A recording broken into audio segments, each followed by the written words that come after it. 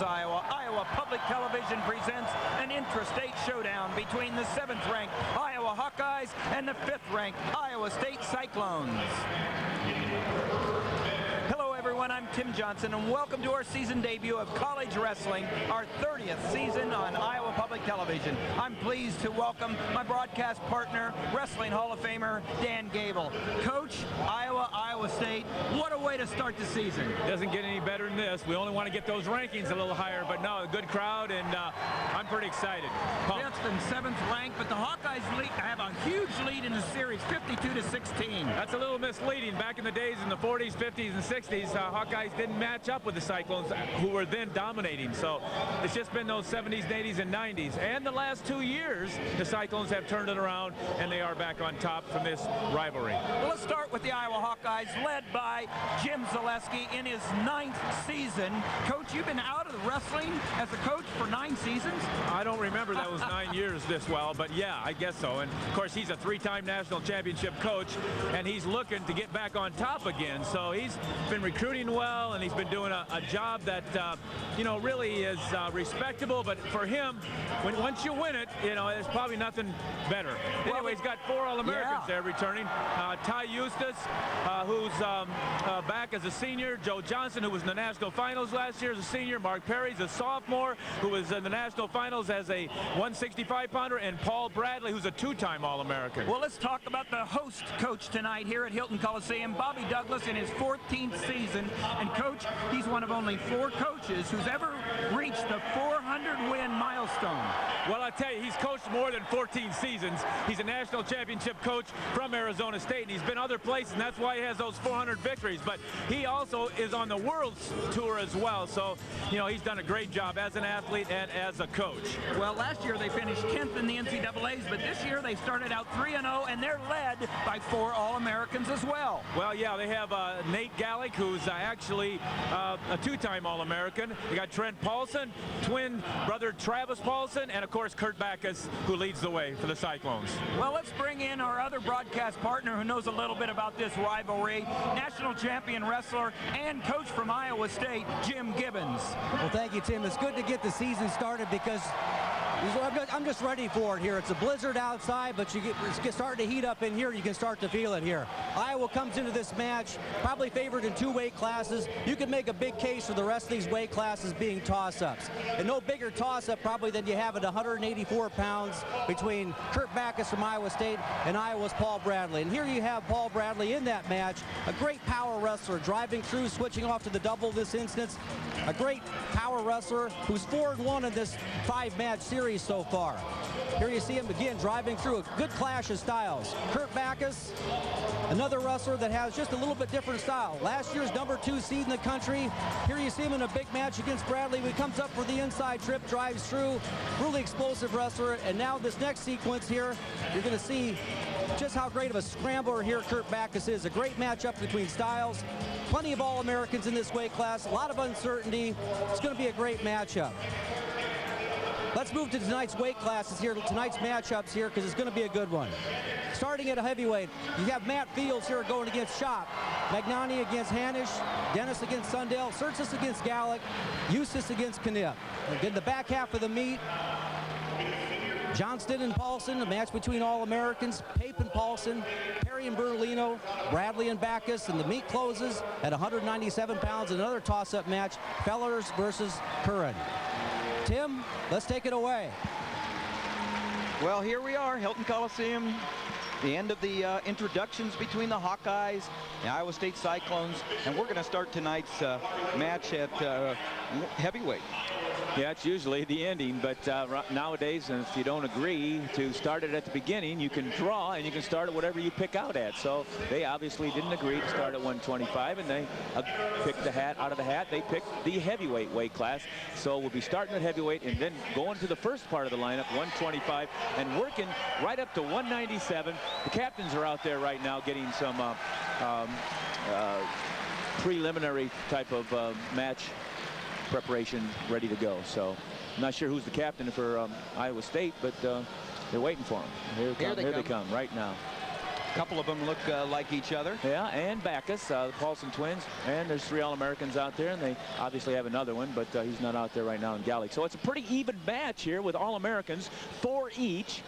And I'll tell you, they're ranked close, even though they're not 1 and 2 in the country right now. That's where they want to be at the end of the year. And I'm telling you, it's not just 1 and 2, but they want to be 1. But that's going to be a tough contest this year with Oklahoma State.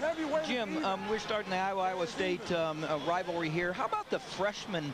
Well, I mean, this has to do something to their nerves, the ones that are in the lineup.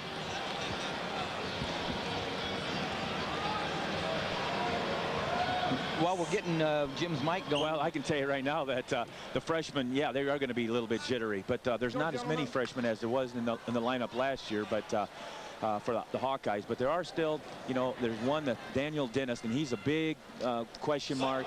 And of course, for Iowa State, Curran, he's going to be a big question mark to see how he holds up in this atmosphere. And he will be the heavyweight match tonight. And I think this heavyweight weight class start here, I think favors Iowa State because, you had the option of maybe bringing Fields in, and you're probably going to, he's thinking about redshirt, has some injury problems here over the summer, and he was Iowa's heavyweight last year, but now you start out at heavyweight. Feller's going to get the nod right away, so there's no decision. You're going right to the top guy. Yeah. Well, and what you're saying with Iowa putting Fuller in at heavyweight is that if it would have come down to the last match and it's heavyweight, that guy right there, Jim Zaleski, may have thought about taking Fields out for the victory against Iowa State. Well, I think that would be the case. Well, he could consider that if he needed it, but Fuller does have a win, but it's a 3 years ago. So we'll see who's improved the most here in the last couple years.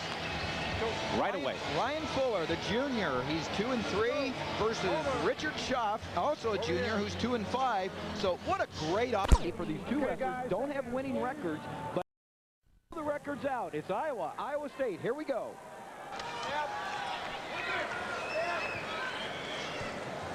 Keep moving him. Go by right away. Good. More of that. If I recall last time, Fuller was able to penetrate Schopf's legs and actually get 3 or 4 high single leg takedowns and driving him down to the mat. So, I'm sure he's thinking about that, but it's been a couple years. So a lot of things can happen in a couple years from experience. Fuller didn't get a lot of experience last year with Fields in there, but, it's one of those things. And Schopf actually hasn't wrestled that much either, and so it's kind of a couple guys back in there getting their feet wet again a little bit. That's right. Ryan Fuller, junior from Lisbon, Iowa, wrestled for Lisbon High School, where he was a 2-time state champion at heavyweight. And right off the match, you see Fuller kind of taking territory here. He's the one that's marching straight forward into his opponent here, Schopf. He's probably got the confidence, but at the same time, he's because he actually had some success here last spring in the World Trials. He got 4th in the World Trials, knocked off a couple very good athletes, and he did it right here in Hilton. So he's had some success here. Both Iowa natives, Richard Schopf, a junior as well, from Bondurant, Iowa, and he wrestled for Bondurant Farrar. There's Fuller in, and no Schopf out. He kind of drove over. It was not really a great counter, but it was one of those things that you kind of over yourself, extend, and you end up flooring a little bit. And he could have gave up there, but Schopf did a great job of just kind of moving away. And it's one of those things that the points aren't there until they're there, or even when they're there, you can wave them off. Well, I think Fuller might have been a little bit surprised that Schopf was able to stop the first drive part of the move. That was a sequence that was meant to go down just almost immediately, and he had to battle and do a little put him a little there. out of position. Exactly. Yeah. I think last time he went down a little easier. You're right. Yeah. We've almost wrestled 2 minutes in this first match of the big meet between Iowa State and Iowa here at Hilton Coliseum. And it's scoreless with less than a minute left in the first period between Schopf from Iowa State, Fuller from Iowa, and Schopf receives a warning for stalling from Mike Allen, the official from Waterloo. Mike Allen, longtime official, one of the top officials in the NCAA from Waterloo, Iowa. Well, Mike's known for that. He wants to keep the action going. He wants to create activity, and we need that now. He may not do the same exact type of refereeing at the national tournament, but here, when it's early season, action is needed. We want to build base, and he's done a good job, and he hit him on the edge. Well, I think it was a good call. He's been buried his head in Fuller's chest in this situation. And he's going to get called again. If Fuller's taking ground on him, and you're right, he's going to get called again if he doesn't pick his head up. Fuller's in on the leg right here. Can he finish it? And he does. He almost fell over him again, but Yeah. He did a good job of containing himself there. Well, I think Schopf basically buried his head, and he just kind of rolls over the top of him. Here's an important situation in this match. Only 3 seconds left, and you'd like to be the last guy to score in the period. And that's the end of the first period. The score 2-0 on the strength of a takedown late in the first period by Ryan Fuller from Iowa. He's leading Schopf. Schopf gets the choice here, and he chooses down. Fuller had the first opportunity. He deferred. And here you see that where Schopf just buries his head, and as he buries his head, you can see Fuller kind of just almost roll over the top of him here and almost lost position, but he did get the 2. And did a good set out there. He kept kind of back into him, got the back pressure into him, and get a little quick hip heist there to get 1 point. That's great, because back pressure is so important to getting out. I think people forget that are coaching and analyzing technique. The guy underneath has to throw weight back into him to get back up to his feet. You have to have some ability to move, and if you don't do that, there's no action. There's a pretty good shot, but he kind of dove, but yeah, at least he got back to his feet. Went immediately to a bear hug, but wasn't really squeezing with that bear hug. Wasn't coming up to take position. There's a bear hug going out of bounds. And again, there's some rules on the edge that don't just automatic blow the whistle anymore. You got to be completely out. And there's another takedown because of that good edge of the mat rule now. Yep, that's a classic example. If you're watching this at home, and just because 3 points are off the mat doesn't mean 2 feet and the foot of the other opponent. It really expanded the wrestling area here this year. Now you can see basically doing a tightrope back, he catches Schopf leading forward and goes ahead and works for the front trip and does a nice sweep. By the old rules, they were out of bounds earlier with actually 2 feet of one and 1 foot of the other. But no, you're not out of bounds anymore. And this is a big advantage, I think, for our wrestling. Unlike the international, it's kind of gone backwards. You you don't do much wrestling on the edge now. You just kind of like push or that type of thing. There's an escape by Schopf. That's his second up against Fuller's 2 takedowns. So Fuller leads 4-2 with about 45 seconds left in the second period. Well, with conditioning being a factor here, you have to think that this little 40-second sequence here is an opportunity for Schopf to really get back in the match, see what he has. I think the last time they met, it was like a 10-5 match. Actually, Iowa State's staying a little bit closer into this match right now. At least he should have hope. So I think both guys will be battling this third period coming up, unless something happens in this last 20 seconds that changes that attitude. Well, you talk about attitude, though. It's a little bit different in these Iowa State matchups. The guys that are, maybe not favored or being dominated and giving up those bonus points is always in the back of your mind. 8 seconds left in the second period. Score still 4-2. 2 takedowns for Fuller. Last time they met 2 years ago, Fuller had 5 takedowns against Schopf, and he is starting to go towards that same total here if he can add on into the third period. And that's the end of the second period. The score 4-2 in favor of the Iowa Hawkeye, Ryan Fuller. And we're headed into the last period, and Fuller chooses neutral, obviously. Well, he must not feel real comfortable in the bottom position. Otherwise, he would have chose down, because that's usually a pretty good point that you can pick up if you got a good skill there. So, and Schopf might be a pretty good rider, and that'd be the coaches and the athletes that would know that. No reason to risk it. Getting underneath. Yeah, that was clearly the no-risk position here, taking the neutral. And maybe, in this situation, you got a 2-0 lead, maybe get one more takedown, then they may start looking for something where you can take them from the feet to the back.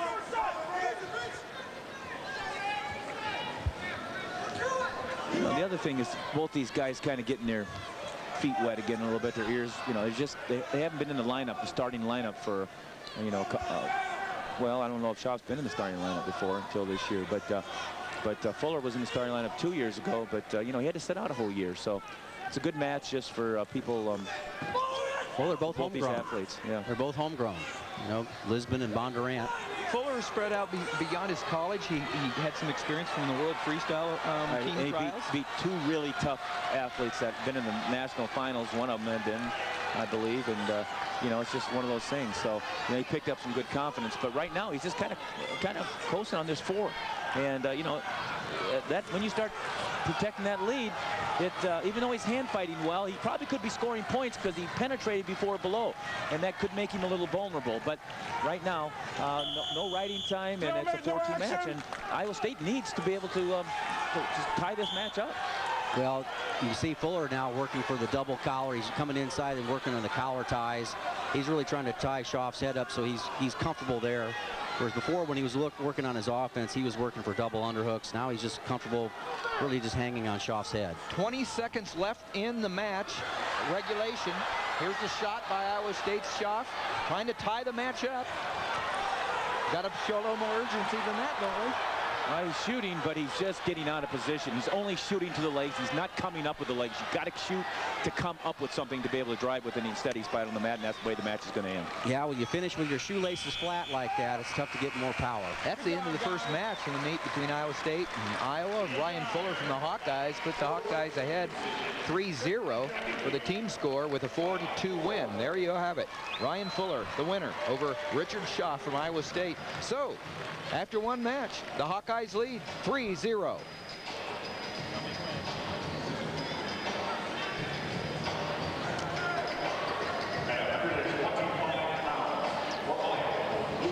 And now we're ready for 125 pounds. The Hawkeyes are going to put Lucas Magnani on the mat versus Ben Hanisch, a sophomore. There you see it. Season record 1-3 for Magnani. Hanisch, season record 8-3. But the last time these guys met, a year ago in the Midlands, right? 11-1. 11-1. This young man right here from the Hawkeyes really put it to Hanisch the last time they met. So Hanisch's going to have to do something a little different here in front of the home crowd to keep Iowa State close after into the second match here. Well, this will be good to see if there's consistency. It's kind of like the first match. It was a consistent win for the Hawkeyes, but it was a closer score. A lot less domination, it looked like. Whereas we'll see what happens here. Magnani, a transfer from Brown University a couple of years ago. He's from Long Island, New York. Has a brother that's a freshman at Iowa this year as well. Both athletes doing a pretty good job of keeping position. Magnani working on a 2-on-1, but Hanisch has got him pretty well blocked off there with his forehead on the air. When you look at an 11-1 score, you know that one athlete had some dominance in the top position, and this is a bad sign here for Hanisch getting taken down early in the match, because obviously he had a difficult time with Magnani's ability in the top position to turn him. Hanisch, a sophomore from Waterloo, Iowa, went to Columbus High School. Getting ridden pretty hard right here with the near wrist. Russell! Needs to roll, swim that arm out if he possibly can to build that base back up. Yanni's doing a good job of keeping 2-on-1 there. But again, it's he's got to work for a fall there and break him down and work for the ball. And he's coming out front and keeping the referee. He's keeping him happy here. Yeah. But, you know, you look how tight that wrist right is. You say, well, how the heck is he going to get out of that? The problem was he had his elbow out when after he got taken down, and Yanni went directly right into it. So he warned the bottom man there. That's a little bit, you know, I don't know. What do you expect when you get your arms? You can't get your arm out, but we'll see what happens here. A lot of riding time being piled up by Lucas Magnani, the Hawkeye, on top. It's got over a minute. Really working that power half, and actually had an opportunity to stretch him out there. 1 point red, technical violation, illegal hold on. What happened? This way, figure 4. Going to go ahead and give 1 point to the Cyclone there. 1 point. Must have been an illegal hold. It was, and that's 1 point for Hanisch, so it's 2-1. Caution. I'm going behind you, okay? Now on top. Jump start. I'm going behind you. You get 2 of those before you lose a point. And then you lose a point every time you jump start after that. You get set. Ready? Got one more. Well, that's just like getting an escape. Back down to down position. If you can get out here again, Hanisch, you can see where his elbows are out really wide there and his wrists are in. And when you do that at the college level, it's just very difficult. You know, when you're wrestling against an opponent who does do a pretty good job of wrist riding, you're just giving him his favorite position.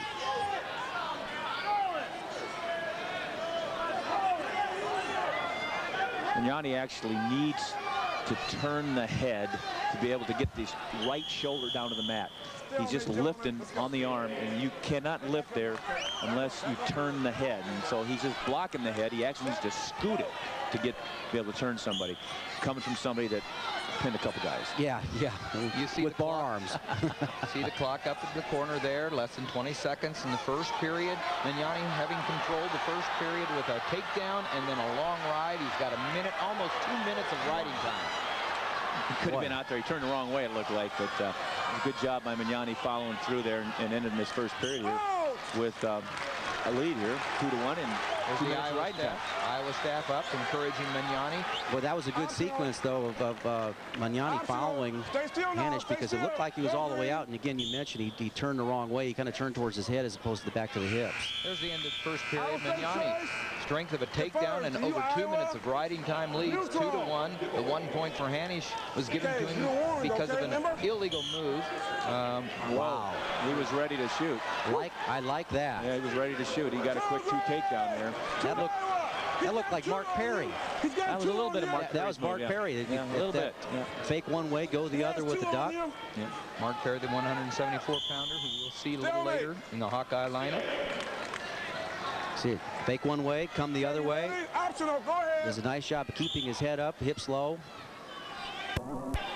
Yeah, if Hanisch is going to get back into this match, he's going to have to learn how to get off the bottom there. And he actually was pretty much there, but he kind of hung on and letting him go. Yeah, Magnani, he was doing what I thought he should do. But he, maybe he's looking for a reversal though now, and still getting riding time. Got flattened out. Wow. Magnani back in a position of advantage right now. Still riding, actually. And again, remember, guys, Magnani did not want to take the down position. Stalemate and gave him a point. Magnani did not want to take the down position, so reversal would have been to Hanisch's advantage there. 4-2 in favor of the Hawkeye.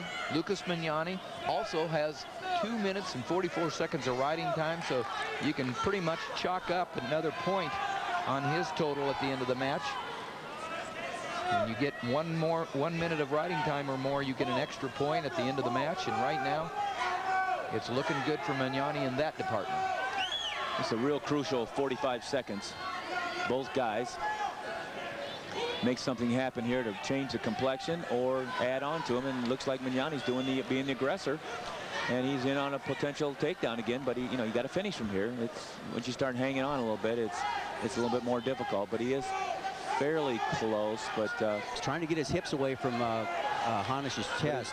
When his head comes down, though, he's in a little bit of trouble. Got to come up in the air. Crowd's getting into it a little bit, but.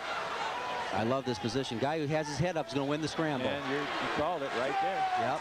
10 seconds left, and Magnani scores another takedown.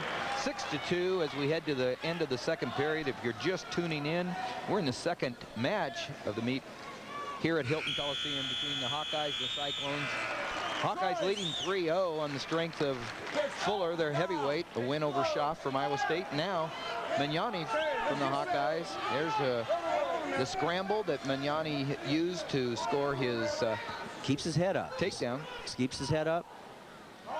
Hanisch's head is down, and he's just reaching back. He's not in a very powerful position to do that. You're in doubt right there, Tim. You keep your head up. Keep your head up, and right now. Who took what here? Hanisch took up, and he kept his body up here because he wants to be on top. Wants to get in the leg, but he's having a little tough time here, but. Wants to slow the pace of this match down a little bit and maybe try to get a turn. It's going to be very difficult with that leg in front there. Yeah. But, if he gets the other leg in, he might be okay. But he'll probably get a stalemate here. But Hanisch does a nice job of getting his hips back up on top, Dan. Right, but it's kind of a dangerous position for his knee, actually, a little bit. It's not a comfortable position.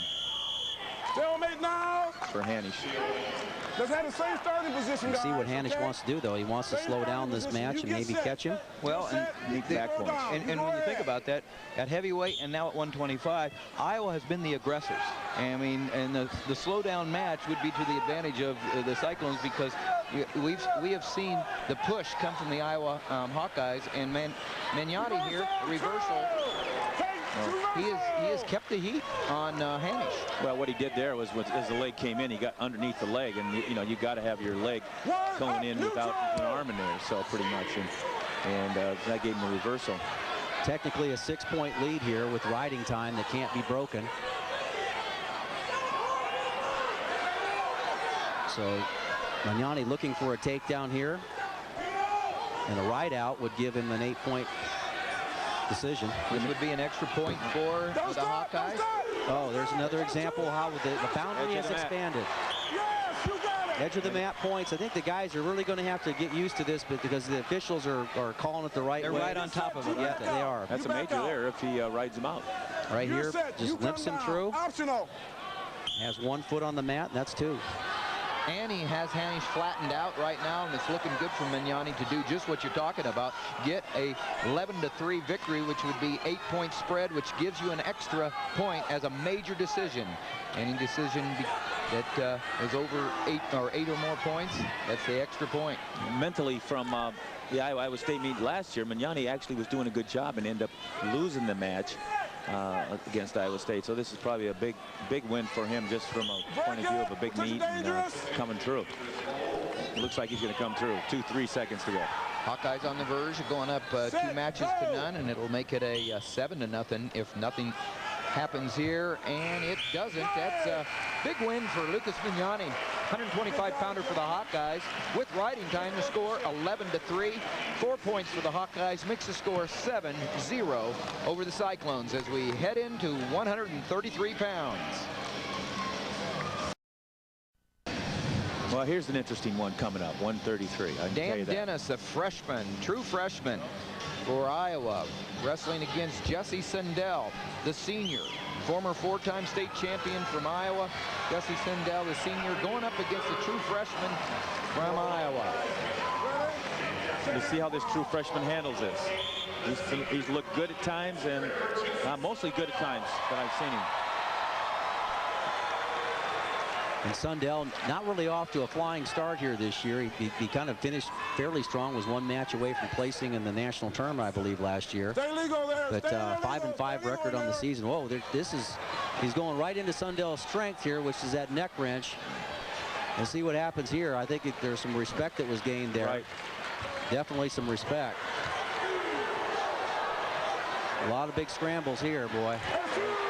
Pretty strong little dude there. Pick him right up. Yeah. A lot of action. That's going to lots of action so far. That's going to happen every now and then because Sundell's going to let you in there. He's going to try to wrench it. He's looking for big moves. This kid can lift your feet off. If your feet aren't on the ground and you have those type of moves, you're not going to have the power.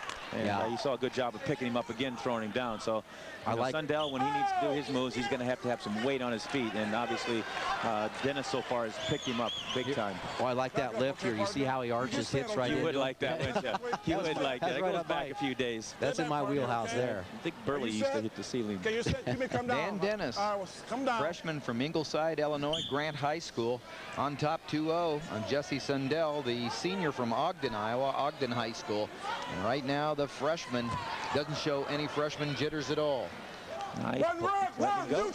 Yeah, the only point he got, he was letting go. Another point for Jesse Sundell, but it's a defensive point. It was let go. Those are the only points the Cyclones have scored in these first 3 matches so far.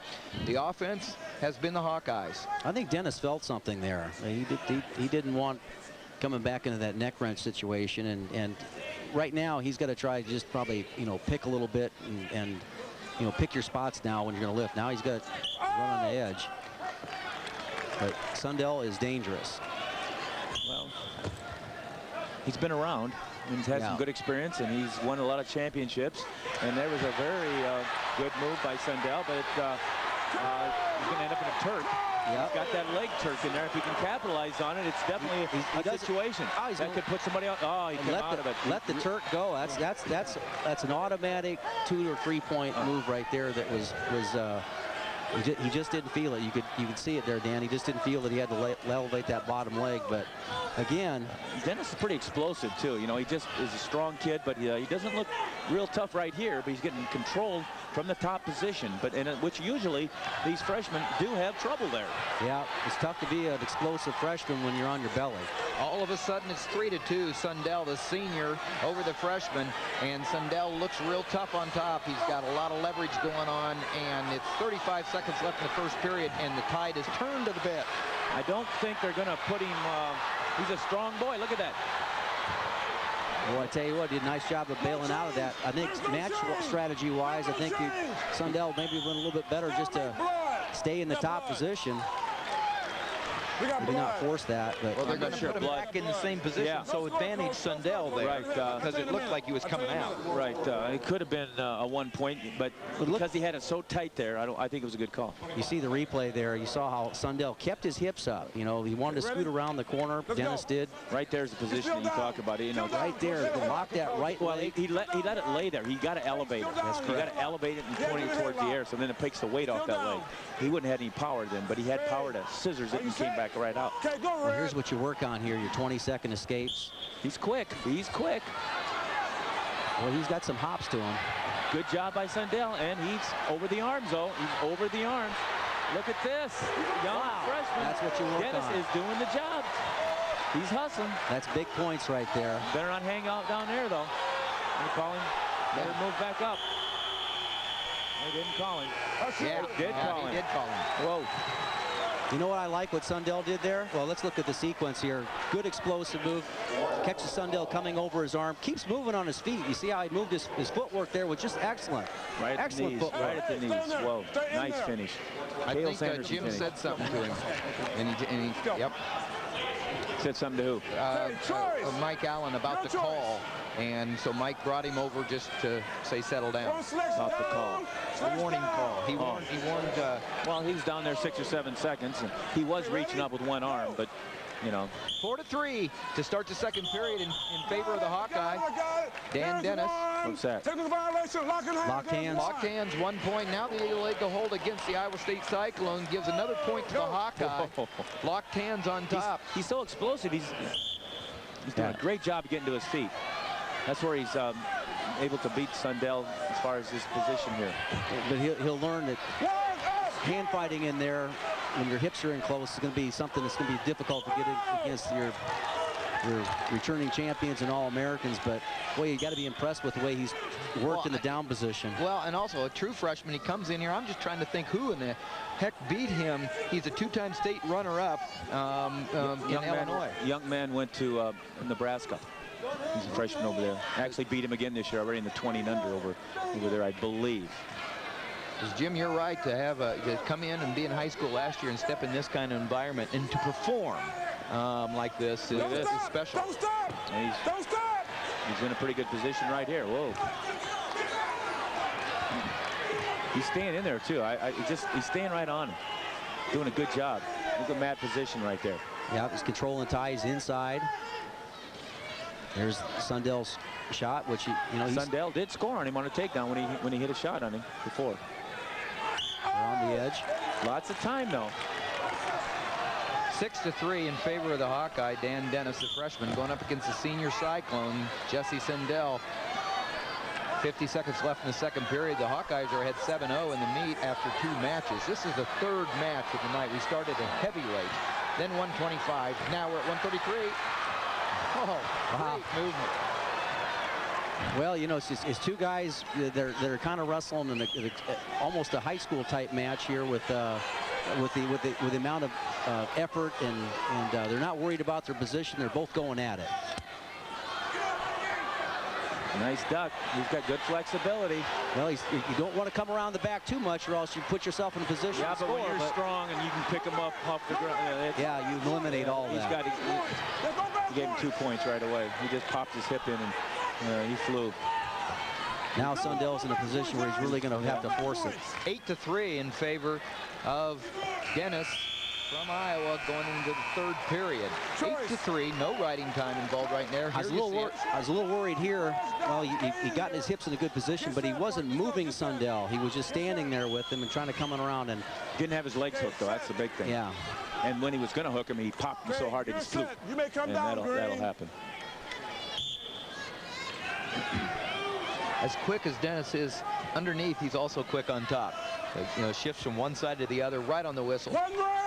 Well, if you're Jesse Sundell, you keep firing the big stuff here. You know, the big move's going to get you in the match, and I expect him to do that here. He'll come at him. On that neck wrench, Sundell's not getting his hips underneath him very well. And so that's why he's just kind of using the upper arm body. Upper arm instead of the whole body there. But they're all free shots here. You know, you've got to go ahead and on the counter shot, Dennis is able to drop down on an ankle. And then he covers the hips. Man, great position. For as wild a match as it is, you really haven't seen Dennis out of position that much. He's done a great job with his quickness and position. Another 2 points makes the score 10-4. Riding time is not a factor right now. It's 6 points. What should Dennis do if you're the Hawkeyes? Well, I wouldn't get tied up in too many neck wrenches, but at the same time, just keep on doing what he's doing. Keep those good knee and ankle leg tackles. And keep moving your feet. I mean, you just both guys, if you want to get something going here, that you see Dennis almost get 2 or 3 count here.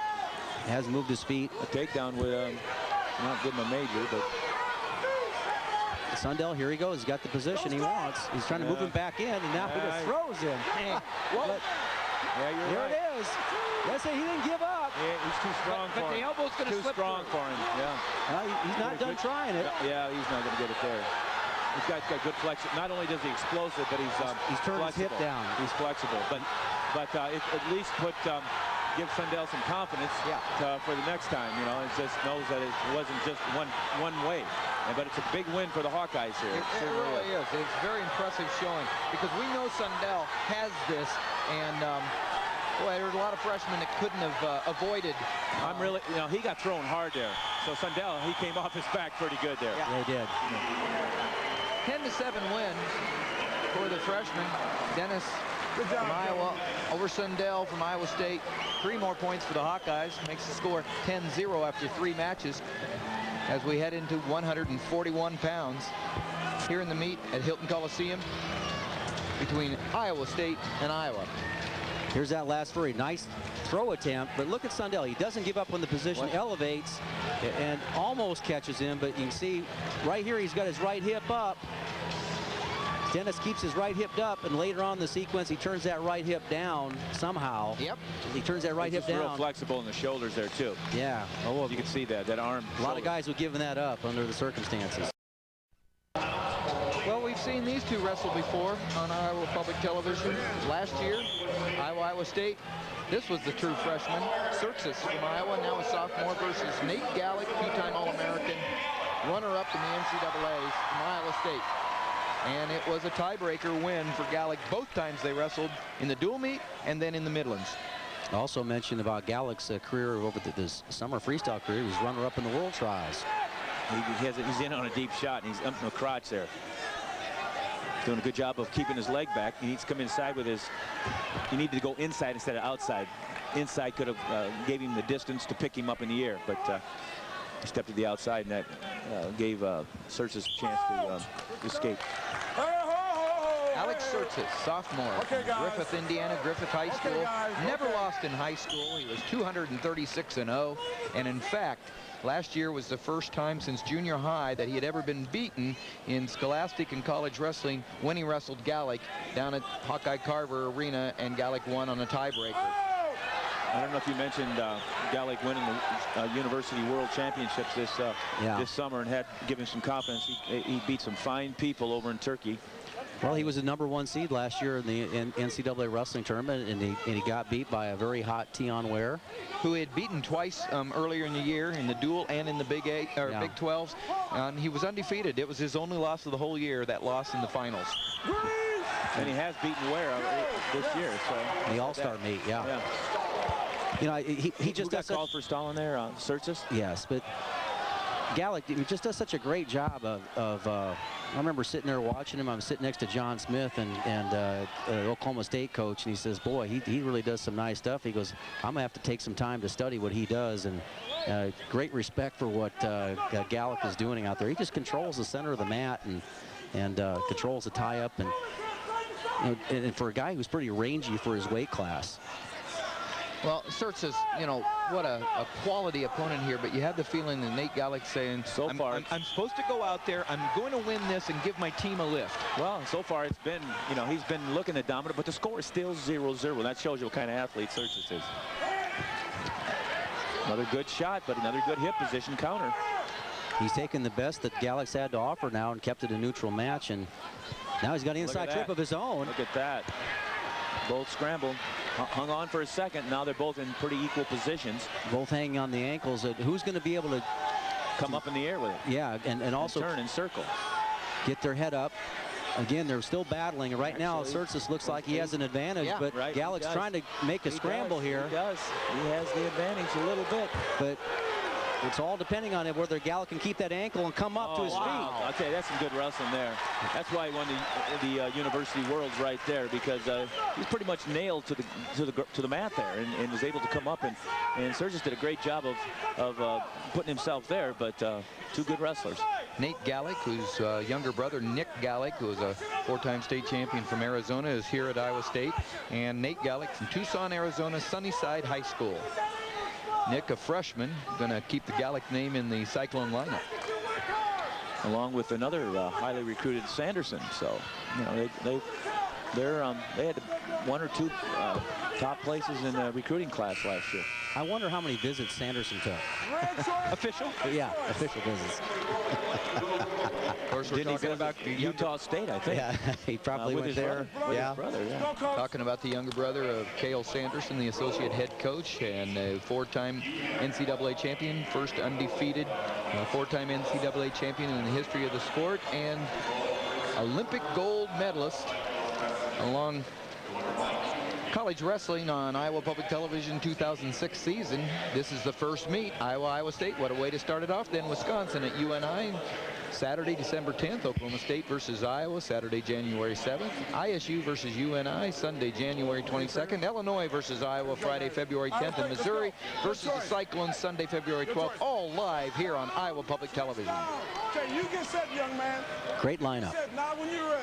Back at it, 141 pounds. Hawkeyes lead the team score 10-0 after 3 matches. We started at heavyweight, 125, 133, and now we're in the second period. The score is knotted at zeros between Gallick from Iowa State and Tsirtsis from Iowa, and they've been in these kind of matches before.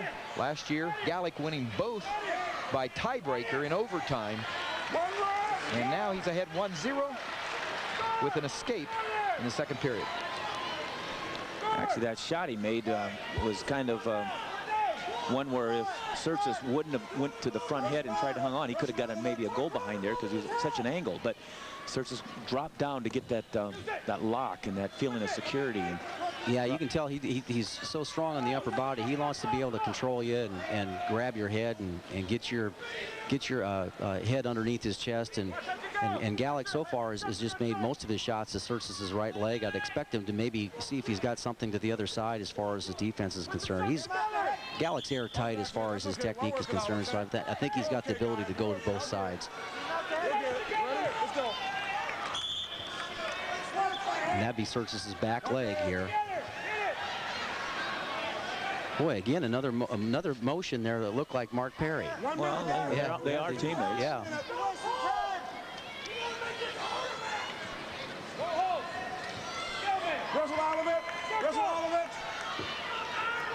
Pretty good lock position there. Referee does a good job, realizing neither wrestler was going to go very far. 47 seconds left in the second period. Gallick out front 1-0 on the strength of an escape. This guy's looking to Okay, guys, we got it. You're all right. the referee wants to settle him down a little bit. They're tying up a little bit hard, but you know, that's the nature of the game. Yeah, just let them probably go out there and club each other for a while. There's a good shot right there. Oh, he's tight. If he has a good finish there, he'll get it. And he got it. That's a big takedown. Just great footwork on that. Well, you got to the leg deep, but you see how he finished. He made a little half step back, got Tsirtsis coming into him, and then came across for Bazagar. Well, what he was able to do was get that corner cut just about 2 inches further than normal to be able to come up with the leg instead of just losing the leg. And that made the big difference. And he didn't hold it very long either. He went right to the finish. And that was a big takedown. And he rides it to the end of the period to keep the 3-0. No answer for Tsirtsis. See how he circles out in front a little bit, and then comes right across, drives across, turns the hips, and Tsirtsis didn't really have much to work with after that. 3-0 in favor of Gallick. Here's Tsirtsis getting set on the bottom. You come on down, look straight ahead. It'll be interesting to see what Gallick's strategies here. Well, he's got a few options here. Probably going to try to keep him down, and I think the key thing for him is probably not give up a reversal.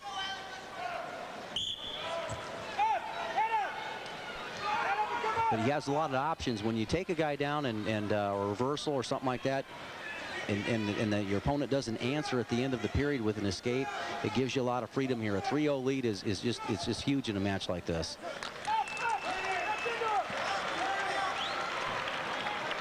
Well, he's doing a good job of controlling him. I think last year he didn't try to control him too much. So, and this is one of the areas that the young freshman last year had for the Hawkeyes there on the bottom position. But this is it's important for Tsirtsis to be able to prove to himself that he's improved in this area. But he's going against the #1 ranked wrestler right now. Well, #2 maybe. I'm not sure.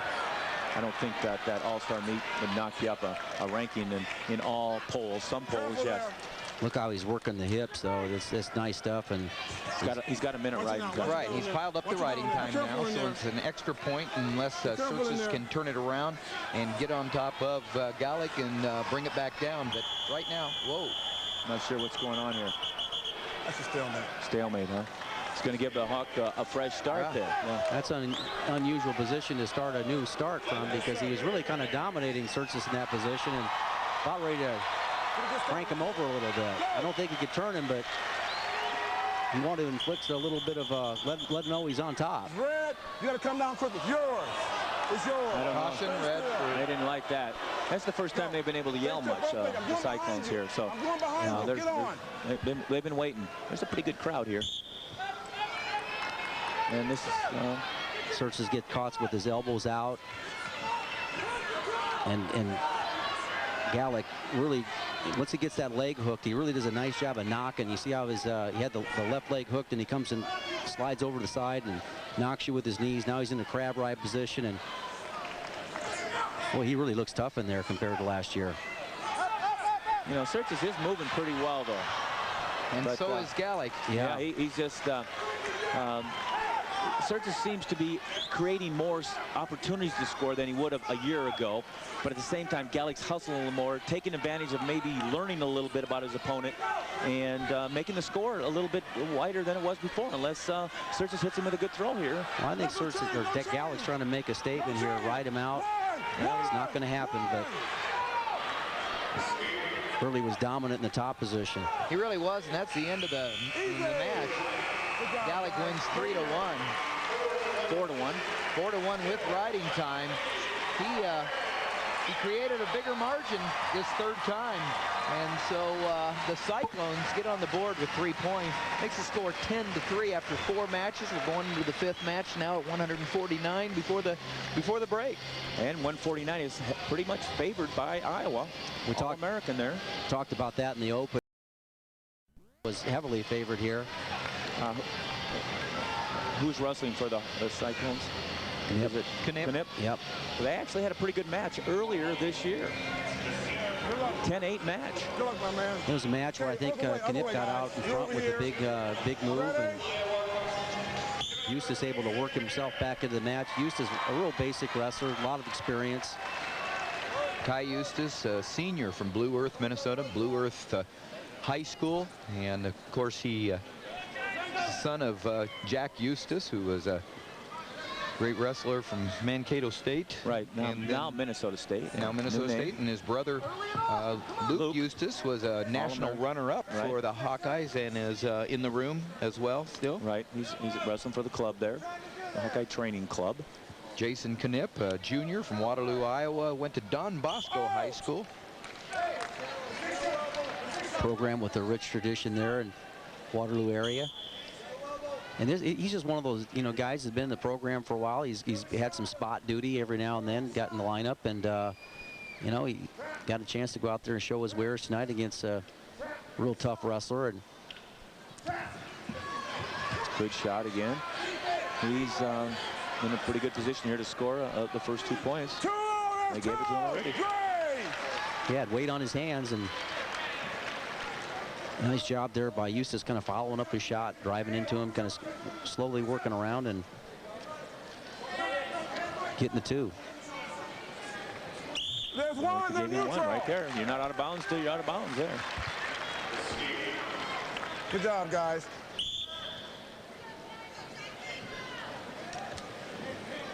I think with Eustice, that last match where he's able to come back and score a lot of points, you know, the takedowns, and you're probably going to see him spend most of this match on his feet.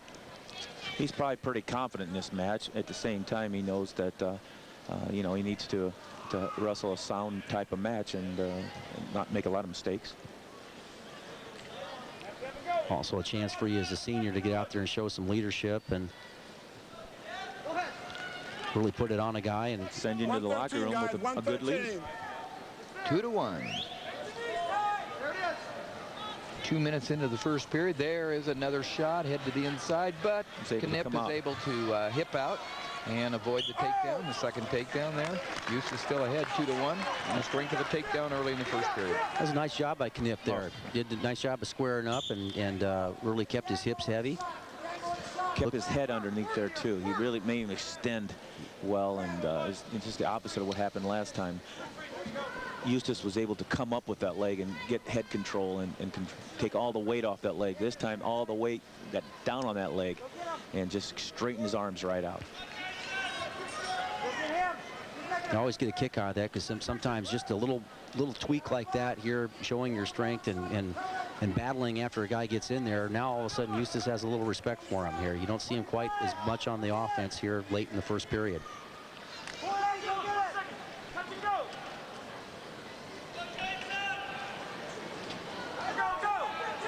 See Mike Zadek in the background there for the Hawkeyes. I'm sure that he spends a lot of time with Ty Eustice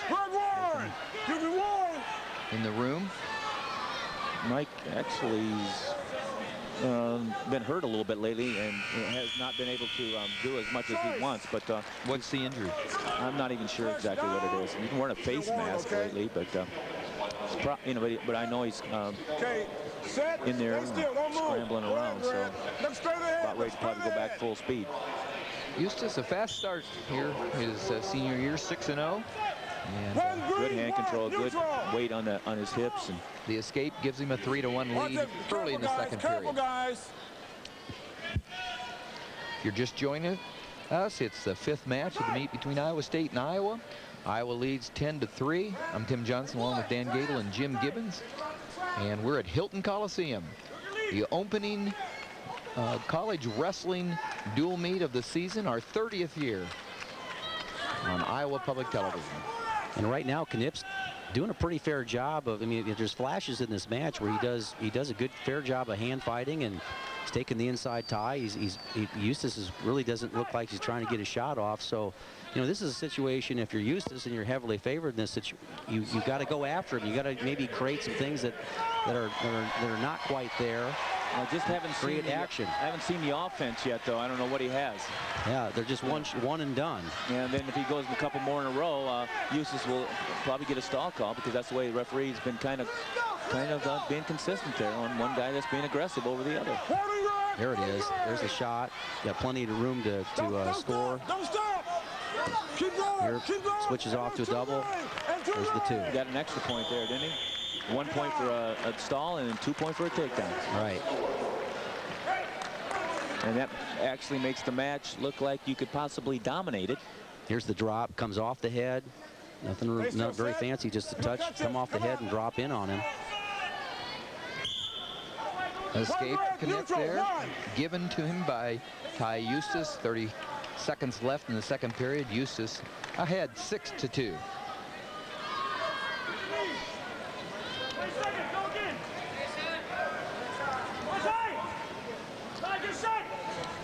All-American last year, placing 5th at 149 pounds at NCAA championships, Ty Eustice. Watch your face. Watch your face.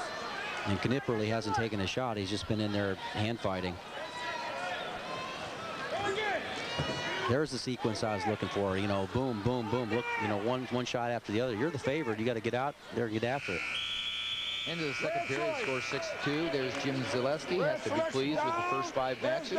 Winning 3 and commanding lead here in the 4th. The only loss so far, Nate Gallick over Tsirtsis. Alex Tsirtsis, his 3rd straight victory over the very tough Iowa sophomore Tsirtsis, but he can't break through because Gallick is right on top of the field for 141 pounds in the nation right now, trying to become a national champion for the first time. And Ty Eustice trying to do the same at 149. Undefeated this year, 6-0, and looking for his 7th win. Controlling Jason Knipp for the Cyclones. I look around the crowd and I'm impressed with the student section of the Cyclones, but of course obviously they haven't had a whole lot to yell about yet, but they're out here and they're supporting their wrestling team. Yeah, you see in the background there, you got guys that came in here with no shirts, and they're painted on shirts.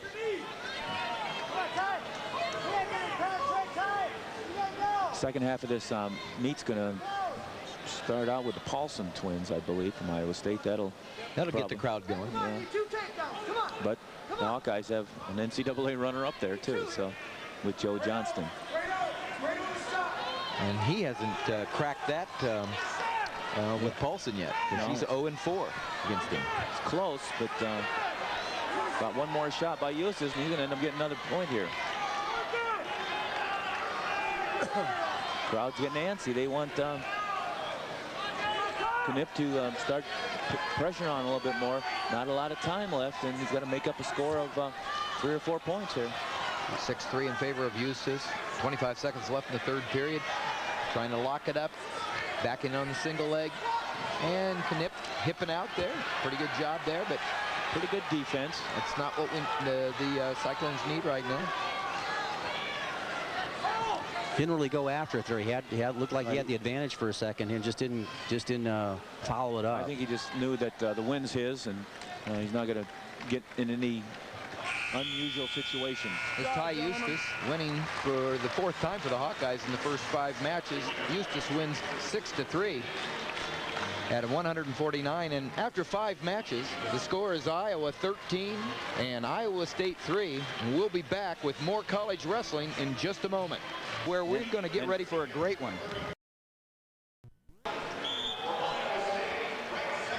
And we're back at Hilton Coliseum for in the meet between Iowa State and Iowa, where Iowa leads 13-3 after intermission. But this is a great match between Paulson and Johnston. Paulson and Johnston have met 4 times before. Johnston 0-4 against Paulson, but Joe Johnston from Iowa was the national runner-up, and so he has finished higher than Paulson in the past in the NCAAs. Well, Johnston is kind of a giant killer. He's had 2 wins over returning national champions, and he had the big win last year over Alex Tirapelli, I believe in the semifinals of the national quarterfinals of the national tournament. So he's the one that had the hot tournament, and Trent Paulson did not place in that tournament last year after placing the weight class lower. Johnston, a senior from Prairie Village, Kansas, Shawnee Mission East High School, and he was a 2-time state champion there, and an NCAA runner-up in 2005 this past year, going against Trent Paulson, one of 2 Paulsons in the lineup for the Iowa State Cyclones. And we'll see Travis next at 165. Trent and Travis from Council Bluffs, Iowa, Lewis Central High School, coached by Keith Massey. Watch your head. Got him, coach. Watch his head. Watch your heads, guys. Watch your heads. Not a lot of actual maneuvers, but lots of action here. A little bit of good hand fighting, but both wrestlers are pretty stymied right now. Well, both guys do a great job of keeping position, and any little inch or 2 here with the head and get in the corner. Now that you saw Johnston get to the corner off of that over and under tie.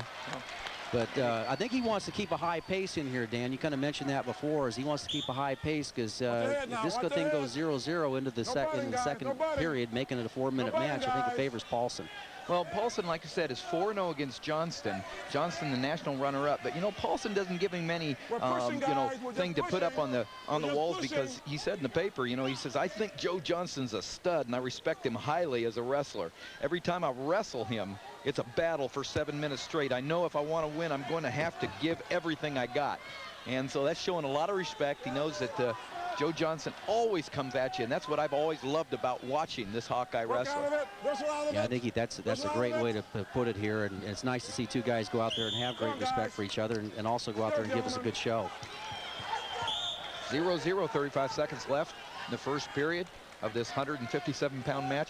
If you're just joining us, we're 5 matches in. It's 13-3. Hawkeyes over the Cyclones. And both athletes have done a good job of warding off some of the best stuff that they have to offer. Paulson looking for the inside trip on Johnston's left leg. See that left leg that's right towards us right now. And Paulson has done a nice job of stopping Johnston's offense. Pulling him up good and underhooking him and getting his hips into him. He's not hitting him at where he can pick him up. Not getting his hips under. Difficult. We started at heavyweight tonight, and we are making our way back to 197 pounds, which is our quote-unquote heavyweight match tonight.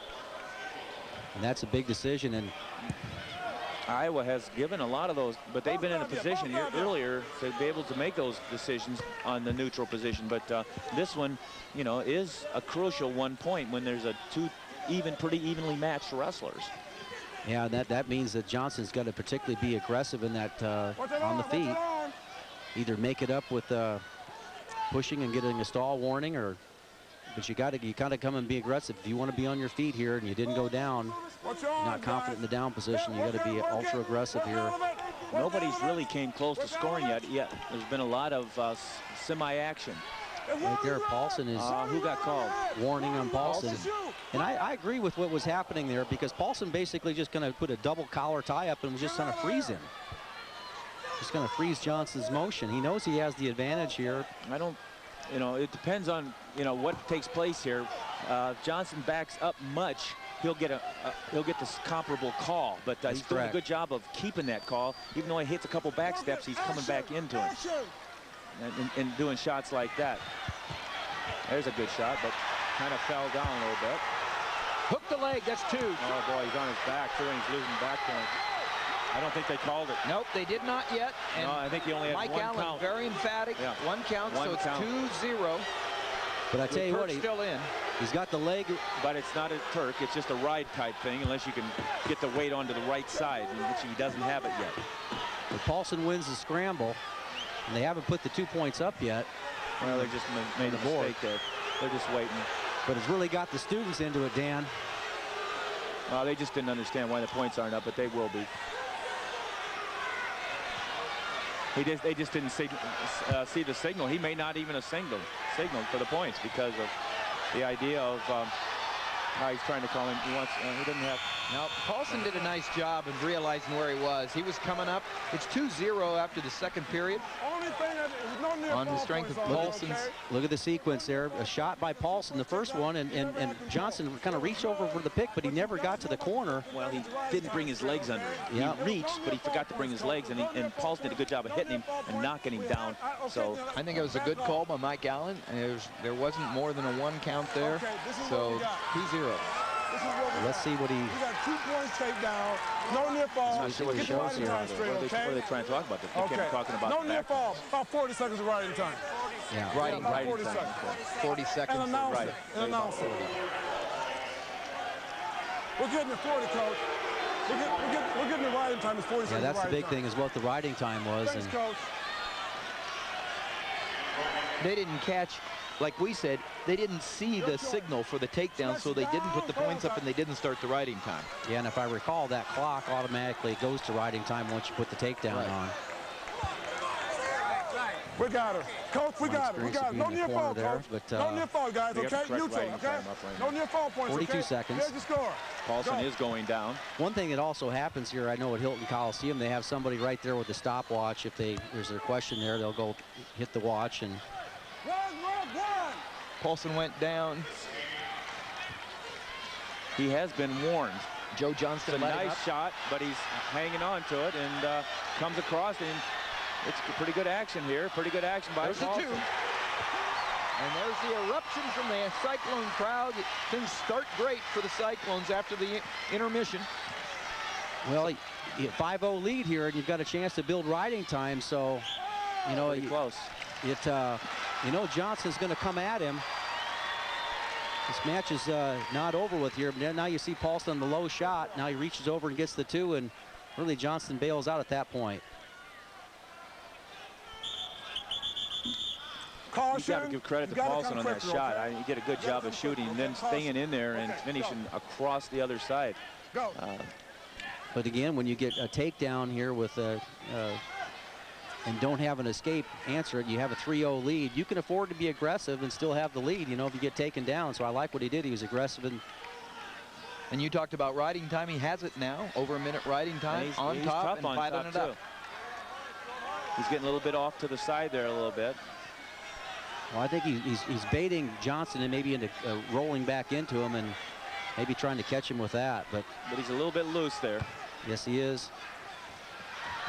And he did a good job of coming back up and Sucked catching that leg in. And Johnston's doing a nice job of moving forward. He's been warned for stalling, Yep, so he coming up. can't hang down there much. Referee is not going to call. He called him. There's one here. Yeah, I don't think that's a good call. If you look at that, I mean, what more can you do? Well, It's a good call if you're Joe Johnston, obviously. No, you know. what you do there is you got to let him go, because if you give up a stall warning, it's 1 point. You answered my question. Yeah, you got to let That's him what go. Yeah, because now if you give up another escape, it's just you get 2. Because you're telling me he was in a position he couldn't win because because of the situation. Cut your losses. Not so sure the rule's correct there. Right. When one guy's really doing the movement, and if you do let go, you have to lose him. You shouldn't have to lose anybody, but at the same time, he's going to, you know, he gives himself a chance to put himself back in the match right here. He can't afford another stall. Down. The thing is, he's got riding time. He's going to have to take him to his back for at least a 2-2 to get a tie.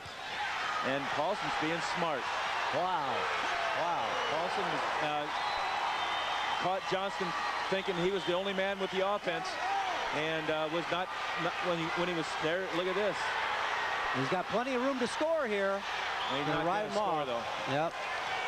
But boy, I tell you what, I like what Trent Paulson's done here. Well, he got on the offense here with the lead against the returning runner-up. That's pretty impressive. Turned the tide here for the Cyclones to give him a little bit of a. And with riding time, extended his victory totally, beating 4-0 last time.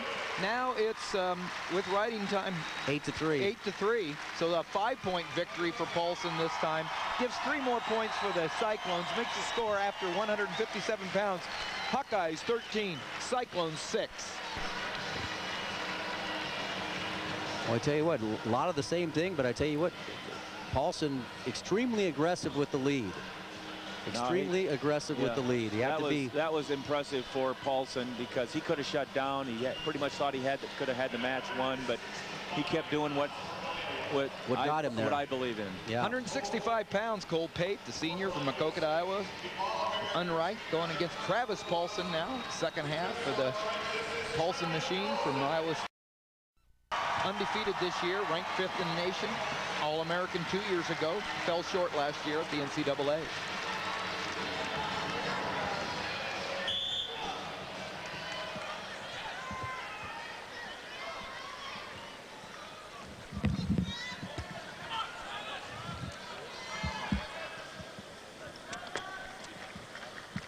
Another big match here.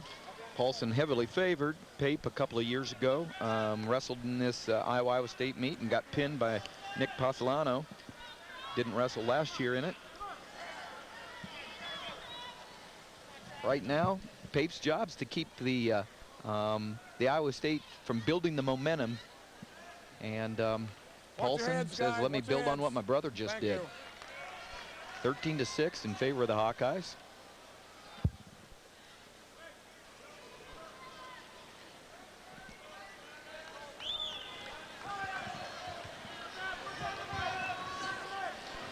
We got Ben Peterson with us here. Ben Peterson, Olympic gold medalist, honored with Dan just a little bit earlier in that great ceremony. Ben, that had to be a thrill. Stand out there with Dan and Cale and have that kind of honor with that banner. What a neat banner, huh? Yes, thank you. Kind of unveiled before our eyes, didn't it? All of a sudden it wasn't there, and it just kind of rolled down. That's pretty impressive, huh? I didn't know they were going to do something like that for you. No, they did it for you, Dan. Well, I'm an Iowan, you know. You're a Wisconsin boy, so. What'd you think of that last match there, Ben? Last year's national runner-up from Iowa, Joe Johnston, and then Trent Paulson. Paulson gave the Cyclone fans a lot to cheer about there. Yes, obviously I'm wanting the same to happen some more, but You know about the aggressiveness that he showed there was with the lead noticeable. Yes.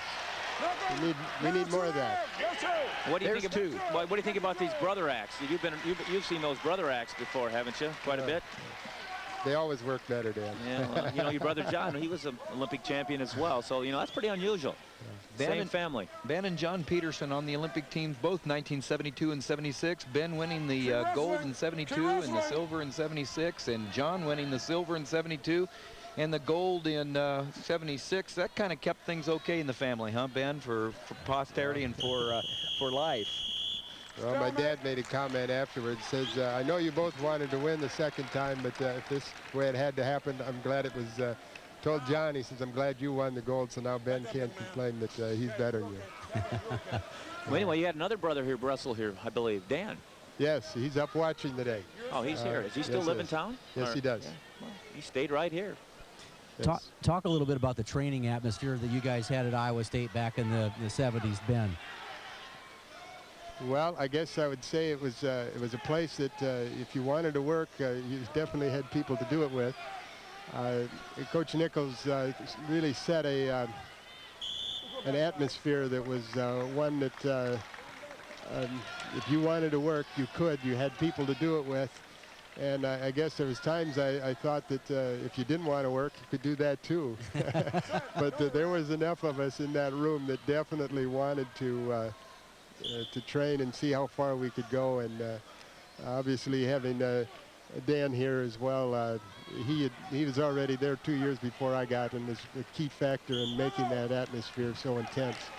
And I had some brothers back home before I came here, I think, that prepared me for it, and I loved it. And so you've got to have in this level to get the people to another level. You've got to have people that are pushing each other on a daily basis. And if a college room isn't doing that, it's not going to succeed. Exactly. You know, the kind of interesting thing is that you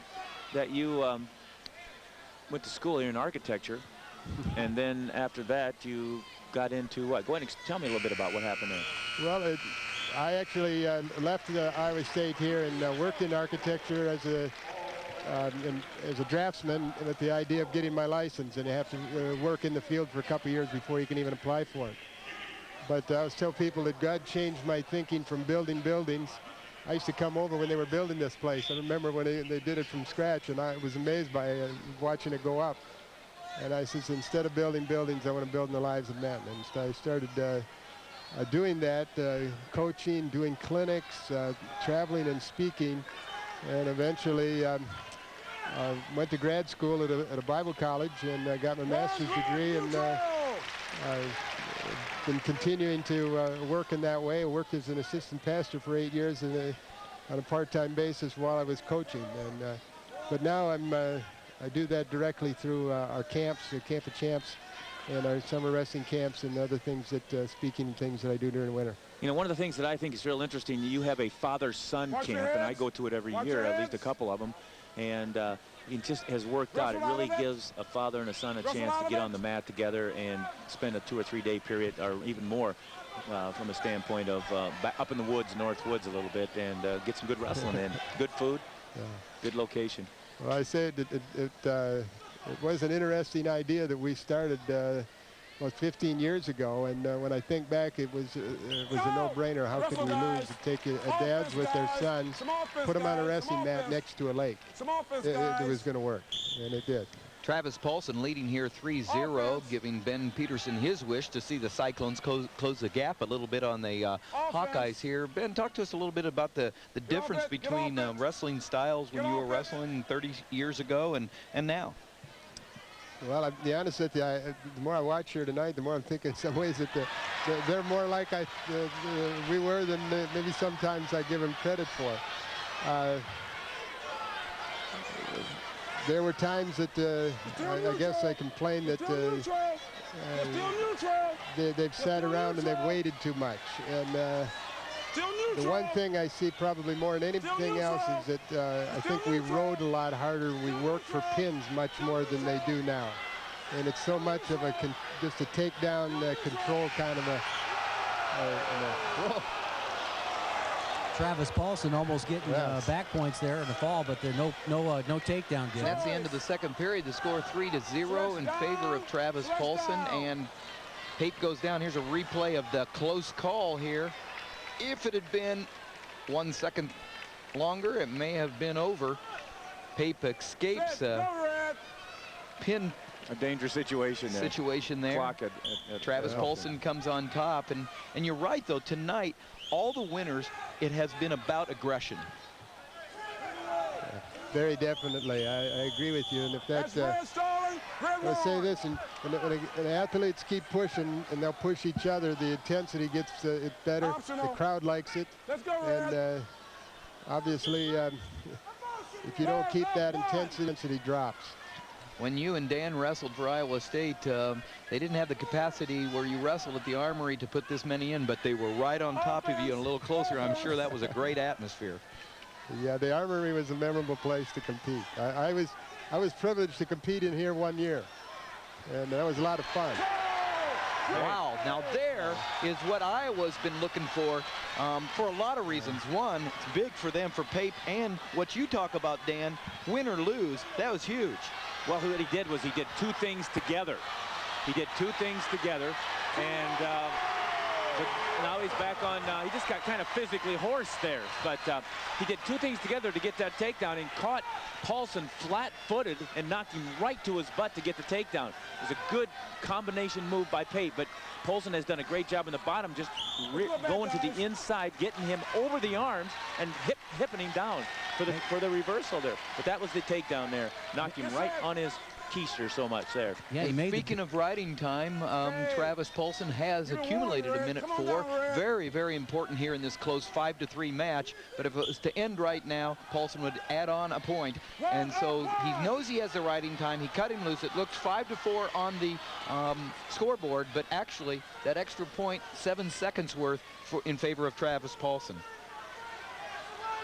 Yeah, take down and erase the riding time would be a victory for Pape, as long as he doesn't in the last 8 seconds. But this is pretty good action here. Well, he's the first guy we've seen in a while that when they're getting dominated, he's come back out. Edge of the mat. There's that edge. There's that edge. That rule there. That's a big rule for wrestling. It's a good call, a good rule. You can it's much better than the freestyle is right now on the edge. That's our old freestyle from the 70s, Dan. Well, we can score That's the way there. we could do that. Well, that's the way you should be able to, and that's the way the rule was until a few years ago here. Until actually a couple years ago, which needs to get back to there, because we don't need just pushing and shoving. We need some wrestling, too. And here we're coming down to the end of the third period, the end of the match. Travis Paulson will win 8-4 with riding time. And what an honor to have Ben Peterson to have sat in with us. What a great thing to have observed the tribute to the legends of Iowa State wrestling, the Olympic gold medalists. And Ben, thanks a lot for joining us, and congratulations. Thank you very much. Appreciate it. Good seeing you again, Ben. All right, 165-pound win for Travis Paulson over the Hawkeye Pape, who gave him a good match, and tack on another 3 points, and the score is 13-9 going into 174, where a huge favorite right here for Iowa is Mark Perry, wrestling Dave Bertolino. Perry a sophomore, Bertolino a sophomore. Perry coming off some injury and hasn't wrestled too much this year already. Not till just was cleared to wrestle last Saturday, I believe, or against Arizona State, and the doctors just finally end up clearing him. But you know, he has been working out, but not at the high pace until recently. So, you know, there's a good shot, and he's tough in here. He can lift, and he's strong, and he shows right there. Didn't take much, but he kept that leg to the inside, yep, like I talked about earlier, and that's how he got that elevation. He almost put him in the scoreboard. Such a long reach, and you look at that Turk position there. He's got the knee bent in a tough position and really working on turning the hips. Wow, that is tight. Perry, a sophomore, grew up in Stillwater, Oklahoma, but competed at Blair Academy in New Jersey. Same place Backus, who will be wrestling here at 184 for the Cyclones, competed at. Well, that's just like he's got it tight, but he's got pretty good flexibility to keep from getting turned there. And he's potentially dangerous, the move there when it started to go to the outside. That's just like Timmy Sezesky's doing. Here's the long reach of Mark Perry, and he pops his hips in, arches his hips in, and scoops that bottom leg, looking for the Turk all the way, and not quite able to hook above the knee, which he needed to do there, but he goes right into that leg ride. Perry, only a sophomore, already an All-American as a freshman last year. He placed second at 165 pounds at the NCAA championships. Upset the defending champion at that particular time, Letters from Lehigh. In the semifinals? Yes. Spent a lot of time in the weight room over the summer, it looks like. Weighs up a weight class, and there was a pretty good move by Bertolino, but didn't get it.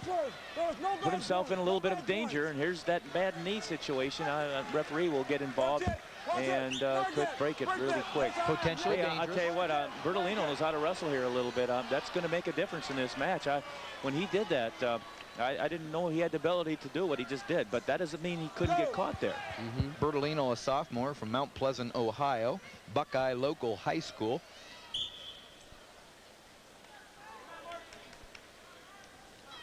Pops right back up. Now he's reaching back for the head. He's losing some back. No, he's pulling the head over. No, he didn't get the head. Nope, and 2 points back for him. Well, he reached back for the head, and Perry was able to get his hips off to the side. He stopped him. He did stop him. Yep. Usually have to wait an extra count or two when the guy does the move there, and here he's doing it again. And he's going to get some more back points here. Nope. Oh, he's going to give. Now that one, he's got 2 down there on the mat, I think. You know, I have to give Bertolino a lot of credit. He's going for it, but Perry's just that much tougher than most people here. And in fact, he's in a little bit of trouble here, but he's been here before and knows what he's doing. Otherwise, he'd have been pretty much pinned a couple times. Gave him 2 more. So it's this is an interesting match here. Boy, I tell you what, those legs are Bertolino is not stopping moving. He's not giving up, but he's got to reach back to that far ankle. There's what he has to have. But even when he does that, he's still going to be in a little bit of trouble with this guy, because Perry's pretty tough. Perry's pretty tough. He hangs that. He hangs in there, but it could be close to a reversal here. But time could be running out too. Well, he scoops the bottom leg. He lost that get it now. Not going to get it now unless he can. No. Oh, Perry is tough there, and he's on his back again. And I don't think he got 2. And they gave 2 man. more. He had 1 count, but he's helped. You know, I don't know. This referee is uptight about it. I mean, the fans are uptight about that call. Sanderson. That's 8 quick points there, but you know, I have to give Bertolino a lot of credit. He's going for it. Well, I'd say that, you know, just a little move here, a little move there, he could be okay, but he's wrestling a tough guy there. 4 quick points, I think. You know, 2 of those were kind of debatable. The other 2 would probably easily near falls. I agree with you, Jim. And right now the score is 8-0 in favor of Mark Perry for the Hawkeyes going into the second period. We're at 174. If you're just joining us, the Hawkeyes lead 13-9. We started at heavyweight. We're working our way to 197. So we are in the 8th match, and Mark Perry trying to separate, help the Hawkeyes separate from the Cyclones to make it almost impossible for them to come out as the victors. Well, so far this match, he's separated the score there. I can tell you that. Lots of action. See how he holds up here. He's tough on defensive legs as well if he wants to wrestle in there. Usually when you learn legs, you know how to get out of them. But at the same time, it's a lot of wrestling in the first period, and Perry hasn't been in the lineup that long. And he worked pretty hard in that top position in the first period, running up those 8 points. He had all of about 2 minutes and 35 seconds of riding time in the first 3-minute period. Here's where that flexibility comes into play. Borsalino's got the leg, and eventually he's going to turn to his right and kind of pop back into him. Perry's got some tricks up his sleeve there, but at the same time, it's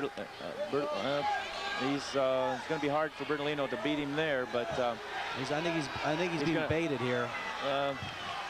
Bertolino is a little bit high. Best thing that could happen for Bertolino in this situation is a stalemate.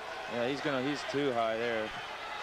Yeah, because right now Mark Perry's left hand is heading right for the back of his back of his. He's being tough in here, but he's got that John Smith flexibility a little bit there. He's going to get a reversal. Yeah. And of course, that's because he's got that John Smith blood in him. He's as a nephew of John Smith.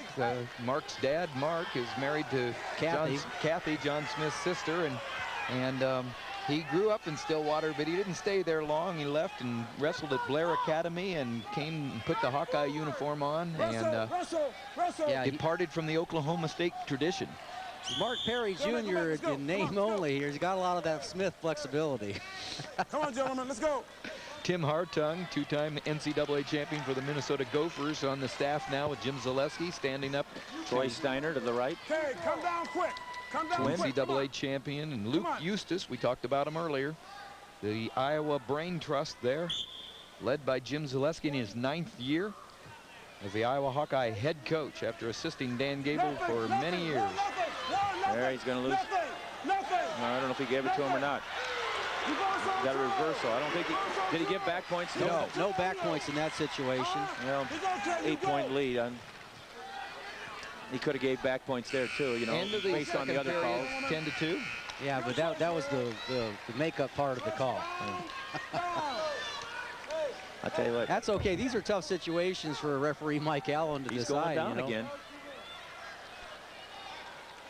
Okay, you get set, you come down quicker. Tough situations for that official to call. I mean, when he sees those shoulders, it doesn't make any difference what else is going on with the rest of the body. It sees those shoulders at that 45-degree angle. There's only one chance for Bertolino right now, and that's to basically go for it. And in the process, defensive pin. And Perry's got to realize that the guy is a pretty good wrestler there, and just to make sure that he doesn't hang on too long, too much. Well, that would put a new wrinkle in this meet if he was successful at it, because that would put the Cyclones ahead 15-13 if he did pin him. There's a minute and a half left for him to try. He's going for it, but he's not, he's getting him off to the side, and he's got him now. No back points. Bertolino keeps going for it. I like that. But to his credit, yeah. But what else can you do? You could just lay there, I guess. But Perry's scrambled well, kept out of trouble, and is going to, get a major here if he keeps this up right here. Constantly going for more back points, and Bertolino again drops off of it. Now Perry. Crowd staying with him, with Bertolino here. Yeah. Well, it's tough not to stay with him because he's actually trying to exert himself physically. What's the crowd mad? They want stalling? It's stalemate. I know, but they want stalling call, I think. That's what they want. 51 seconds left in the third period. Boy, the crowd is irate. It's 10-2, and like you said, great student crowd. Oh, that always raises they the like decibel. This kid. This is the type of They're people. Gonna let him go, maybe. The type of people that used to get behind you, and when you're in the I trumpet needed all section. that help. I tell you, we all needed that help. That's great. When you were in the trumpet section, back in some of our duels, look at that shot. He's got some good lift here.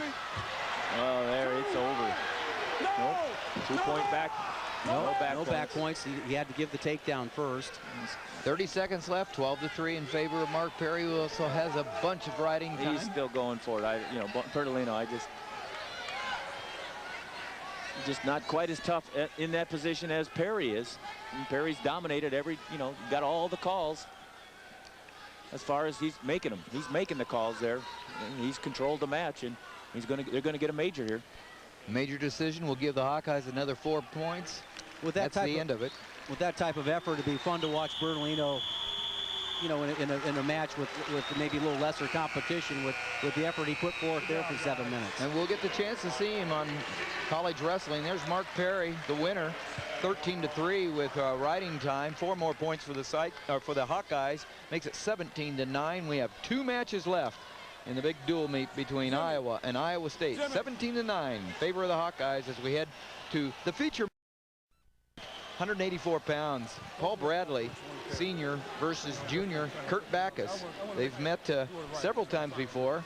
Actually, Bradley having a 4-1 lead in the matches against Backus, but he'll need to be able to, really put it together tonight to ward off Backus here in front of the home crowd. All those matches, Tim, decided by 2 points or less. You know, it's kind of interesting, this Cy-Hawks series. The Hawkeyes need this wrestling meet because they're down 5-0 right now to the Cyclones. They lost to soccer, and they lost to football. Yeah. And 2 points for the soccer, 3 points for the football. It's Something like that, yeah. or maybe they even have something. I'm not exactly sure what it is, but Basketball coming up, I think this weekend. I think there's something else they lost. Volleyball. Time, are you ready? Good luck, gentlemen. You do it right. Let's go, guys. Shake hands. Somewhere in the paper it Watch was it that, now. but I know they're down 5-0, so I'm not sure if this is worth. There's a good shot by Bradley, but he kind of pulled it in instead of penetrating, coming up with it back to his feet. Back is just an excellent scrambler. Tried a dresser dump there or cross pick dump and didn't work. Bradley did a good job of putting that hip back. Watch it. Watch it. Watch the face.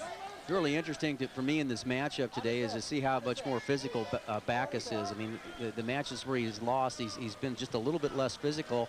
Great scrambler, of course, but he's had trouble with the difficulty with, Bradley keeping position and stopping his shots. He does look a little bit bigger to me this year. What's that? Who's bigger? Backus.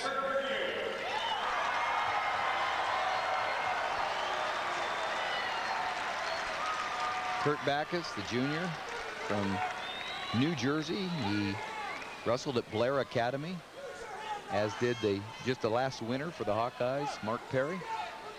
An All-American as a freshman, but was stopped short of being an All-American last year at the NCAAs. But this guy right here, Paul Bradley, they met in an elimination match, and Bradley won and became an All-American for the first time. Watch the Second face, time. guys. Second time for the Hawkeyes. Backus really had a good season going into the tournament. He was seeded number 2. I believe he was the outstanding wrestler in the Big 12 tournament. Actually won a tight match by fall.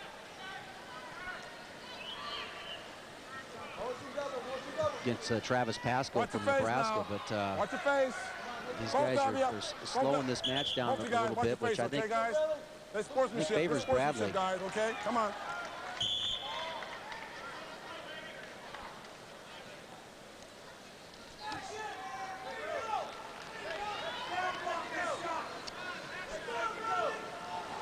Those guys kind of feeling each other out a little bit, and there's a pretty good shot, but didn't quite cut that corner. Bradley, an Iowa boy. He's a senior from Tama, Iowa. Went to South Tama High School. He was a state champion as a senior after placing second as a sophomore and a junior. Backus was an amateur wrestling news prep All-American. Look out of it. Wrestle out of it. Top-ranked high school wrestler at 215 pounds, so he didn't cut any weight in high school. We have blood. We have blood. No, he blood over definitely here. down Blood a over few there. Let's go. pounds. yeah, this is Paul Bradley.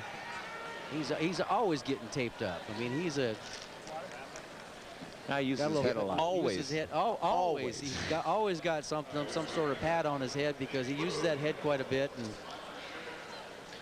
We started heavyweight tonight, and Ryan Fuller from Iowa won against Schopf from Iowa State, and Magnani for the Hawkeyes won against Hanisch.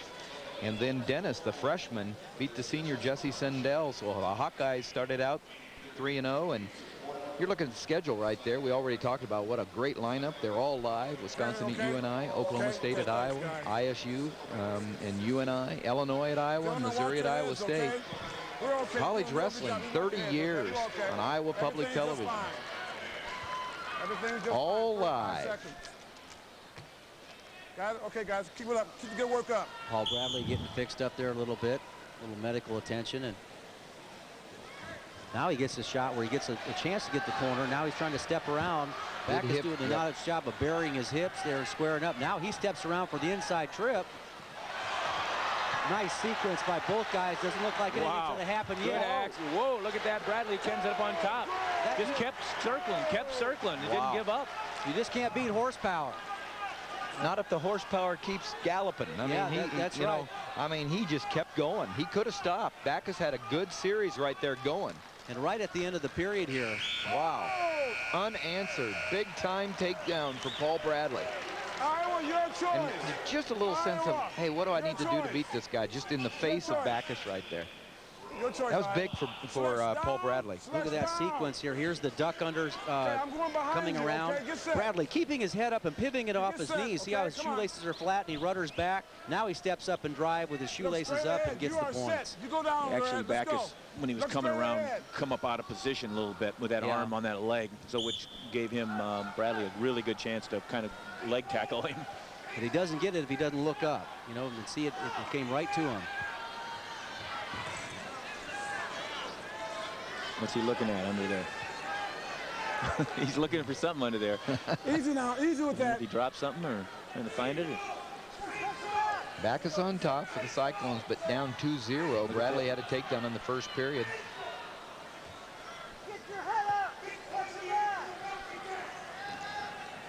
Bradley's just giving him a little opening, and he's pretty good. But he just, right now, there's no opening. Flat on the mat there, can be in control. He can sneak out of things. He's talented, but he does explosive. He doesn't want to just pop right up and let Backus put the leg in there. You see that right leg coming in there. It came in right there. Well, Backus is doing a great job of controlling that leg, but Bradley's kind of keeping his head down a little bit. Got blood there, so they'll probably be taking the time out here. No, we got to stop. We got blood. That'll give him some thought, be able to figure out, because he definitely was racing that 2-point lead here. 49 seconds riding time. Okay. And there goes Paul Bradley back to get taken care of. Bradley, you know, he's a tough wrestler. He puts his head and face into the action, as you guys were talking about. And we've even seen him stitched up during one match so he could come back out and wrestle. And so, you know, I mean, it takes a tough person.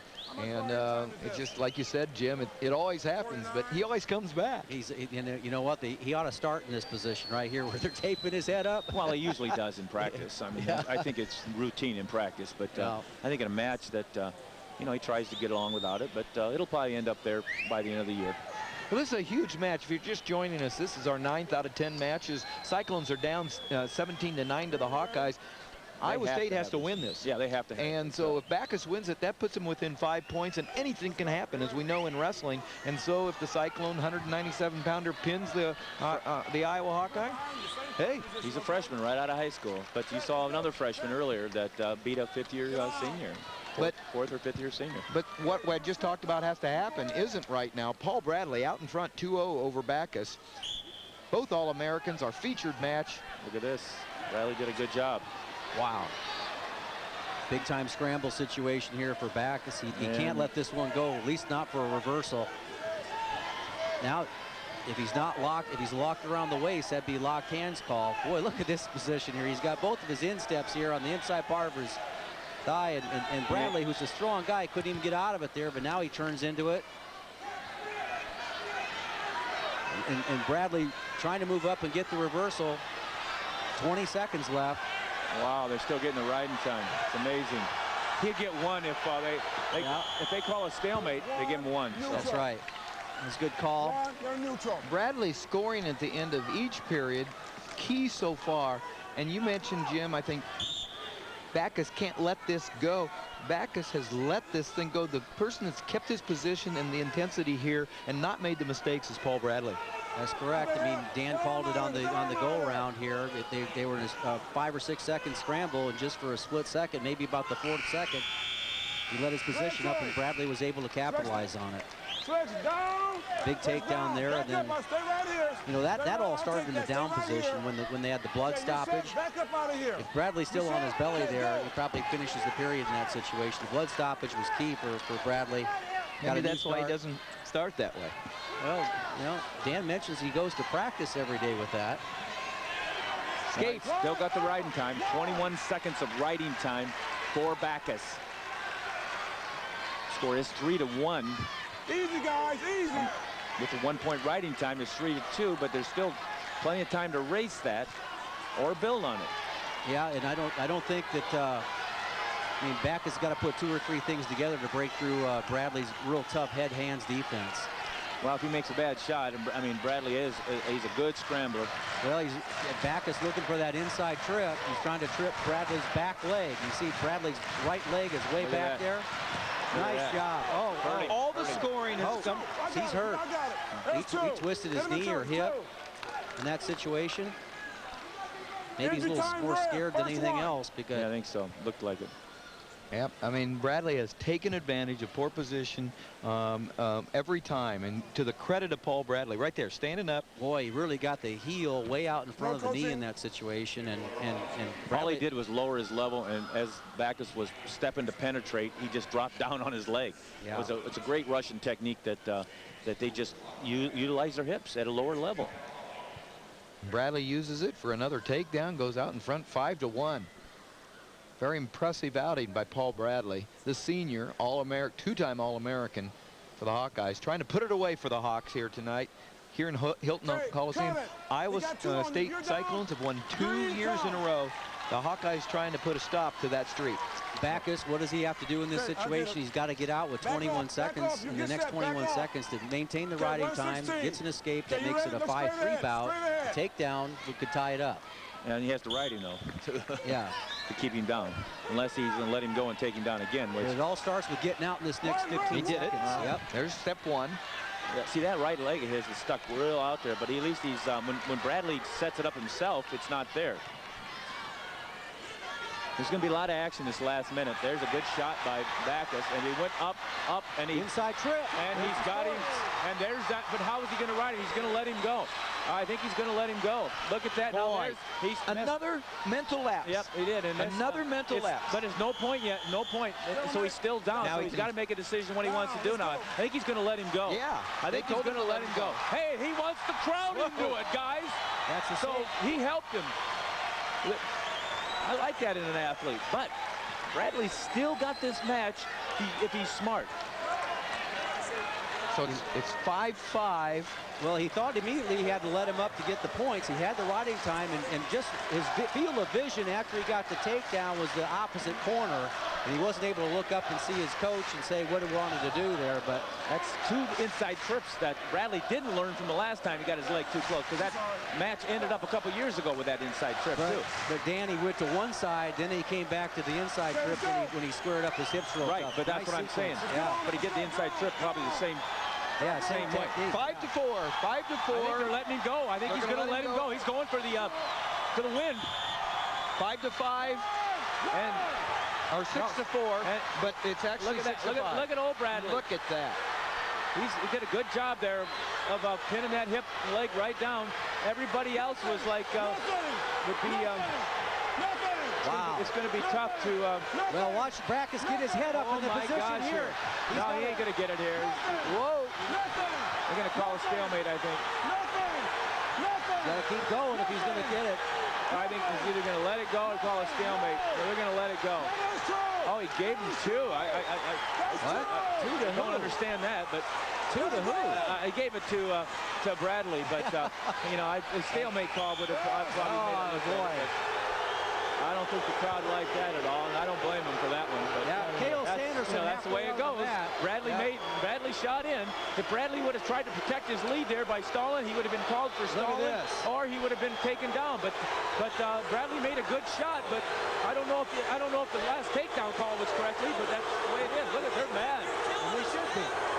Well, it wasn't a takedown. Right? Yeah. So, I mean, I've never seen a takedown given anything that looked like that. Well, and here's the thing. coaching staff venting a little frustration here, but you know, I got to tell you what, I got to give Bradley a heck of a lot of credit in that We're coming situation. back on that. Came back, and he's the one that took the shot. And that's the big difference. That's the bottom line. That's the bottom line. And that's the way it's been all night. Yes. Just about. Yeah. For That every guy's winner. been winning, yeah. For every winner, they made their win. That's what's been exciting about tonight. I thought Ben Peterson made a good point. I thought maybe it wasn't like I used to think it was, but tonight makes me change my mind. That's good for.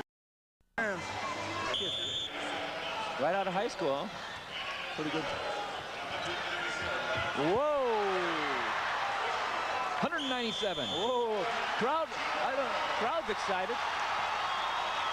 197. We've got Adam Fellers for Iowa, senior, versus the true freshman Joe Curran for the Iowa State Cyclones. He don't look like a freshman. Got a good set of legs on him here, and he came right out here. Tell you what, he's been probably chomping at the bit to get out here. All 9 matches, had to watch it, and Well, these are the heavyweights. yeah, 97 pounders in this instance, but Our last match of the meet here at Hilton between the Iowa State Cyclones and Iowa Hawkeyes. The Hawkeyes leading 20-9. They've got the meet wrapped up, but the crowd wants an Iowa State Cyclone win here in this last. Crowd wants a pound of flesh here, and they want to see aggression. I don't think they can live with the results. They want aggression. Joe Curran, a freshman from Elk Point, South Dakota, Bishop Heelan High School.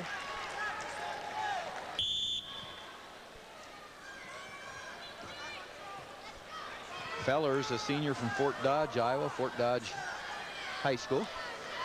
That's an interesting sequence at the end of that meet, watching Cale coming out there and pointing to the official. And well, you know, he's trying to be a coach. Well, he's associate head coach, a new role for him. Sticking up for his guy. Thought he got a bad call. Well, you know, stalemate maybe. Look at this. There's some good action here. I like that. I like that. Won 3 straight matches before Iowa State broke in with Nate Gallick beating Alex Tsirtsis. Then Ty Eustice came back, so the Hawks won 4 out of the first 5 matches tonight. And after intermission, the Paulson twins came back and got a couple more wins for the Cyclones. Mark Perry won for the Hawkeyes, and then we just finished off with Paul Bradley beating Kurt Backus to take a 5-1 lead in their personal series in the featured match of the night to put it away for the Hawks. And here we are in the last match of the evening, the 197-pound match between Adam Fellers from Iowa and Joe Curran from Iowa State. 0-0, start of the second period. Curran put the legs in, and looks like he's pretty comfortable up there, Dan. So he's turning the hips, he's getting a quick count. You know what he did? He bounced him and got his hips to the far side, which made him get an opportunity to score those 3 black points. And how exciting would this be if the match before this would have gone the other way? This place would have been going through the roof. Yeah, or either any one of the other tight matches go the other way, but yeah, definitely the last one.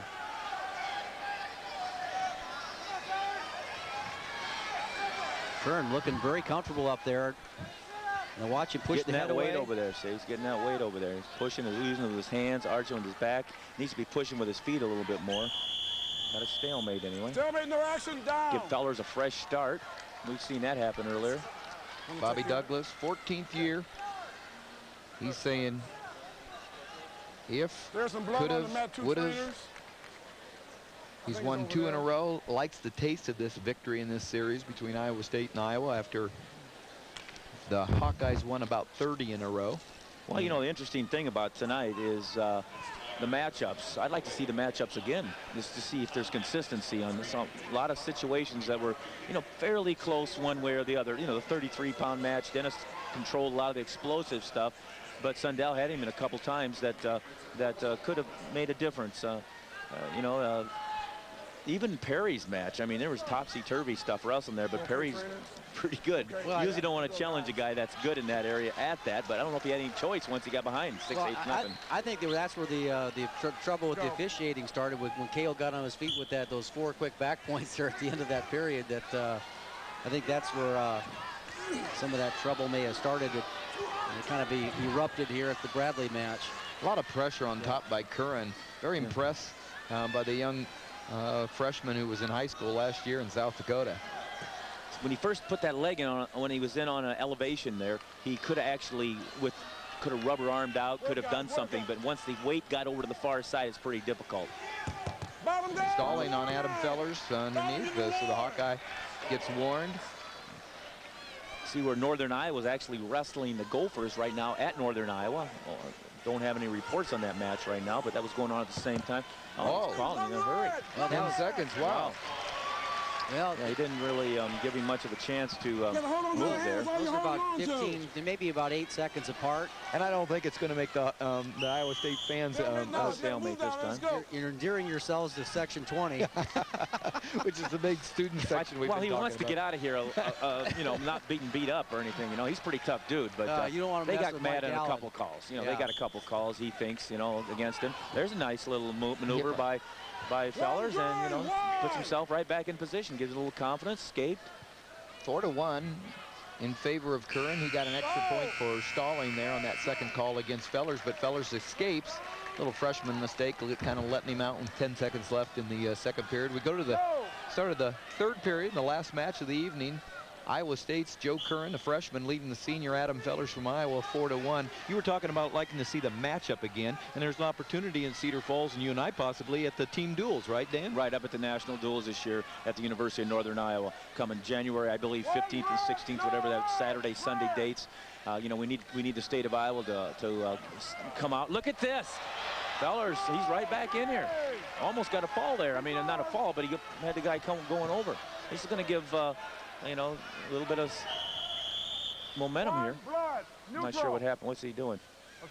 Takedown for Fellers makes the score 5-3. Blood, just blood. And then a little blood right there.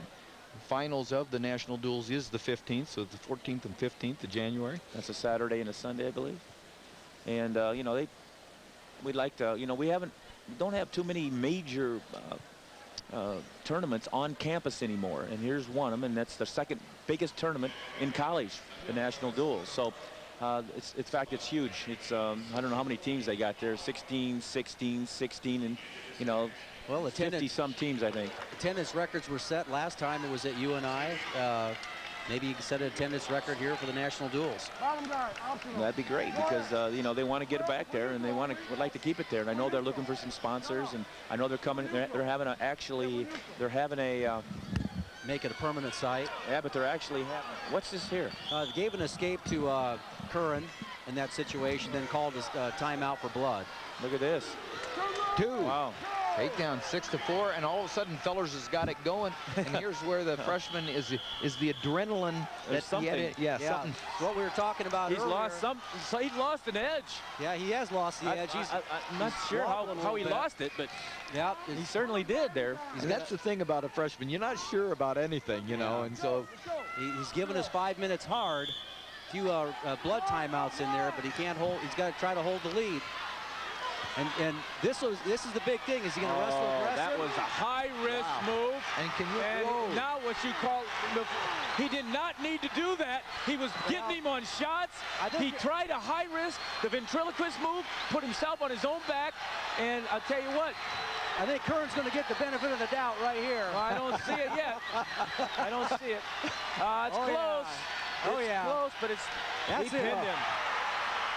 Wow, what a move not to go to. He had him falling down with good leg tackles, and he went to a higher risk move. Well, Curran, to his credit, I think momentum, he just thought he could do anything. Yeah, Coach, the man there snapped back, okay? You know, you got to, if somebody's going to give it to you, you got to take it. Well, I'll tell you what, he stopped the guy on that roll. Yep. He stopped the guy on the roll. Yep. Big pin for the Cyclone, the freshman. Here's the big move. Trying to roll it through, just not there, and reached in the crotch, and all of a sudden he's got a chance. And settles back. Mike Allen giving him the benefit of the doubt on that fall, but there it is. We saw a lot tonight, guys. We saw a lot of action. We saw a pin. The Hawkeyes win 6 of the matches. The Cyclones win 4. The final score is 20-15, but wow. What a great meet. Good crowd. You know, the weather's not good. It's live on television. You know, it's just a pretty exciting meet. Really was an exciting meet. You know, 8 matches there where we thought were toss-ups, and you could make a case that they kind of went to form here, but a lot of surprises. I guess that last one was a toss-up going to Curran with the fall. So really a meet that had everything and got everybody involved. And you know, both schools, you know, 15-20, that's a pretty close match. So if one person, you know, turns it around here, that's a much closer meet. You know, I'll tell you what, it's almost worth me writing another check. There you go. But, I know you said you wanted to borrow one from me, so I would probably let you do that. Write you an IOU. Well, we started at heavyweight, as we said, and Iowa got off to a fast start with Ryan Fuller winning, and then in 125, Iowa won, 133, Iowa won. Then Iowa State got in there and won, but Iowa came back before intermission with Ty Eustice. 4 out of 5, big start for Iowa. And then the Cyclones came back with the Twins winning. But the big match, the feature match 184 between Bradley and Backus. Bradley comes out on top again, and that keeps the Cyclones from winning, even though they finished with a big pin by their freshmen. So once again, the final score is Iowa 20 and Iowa State 15. Thanks for watching College Wrestling.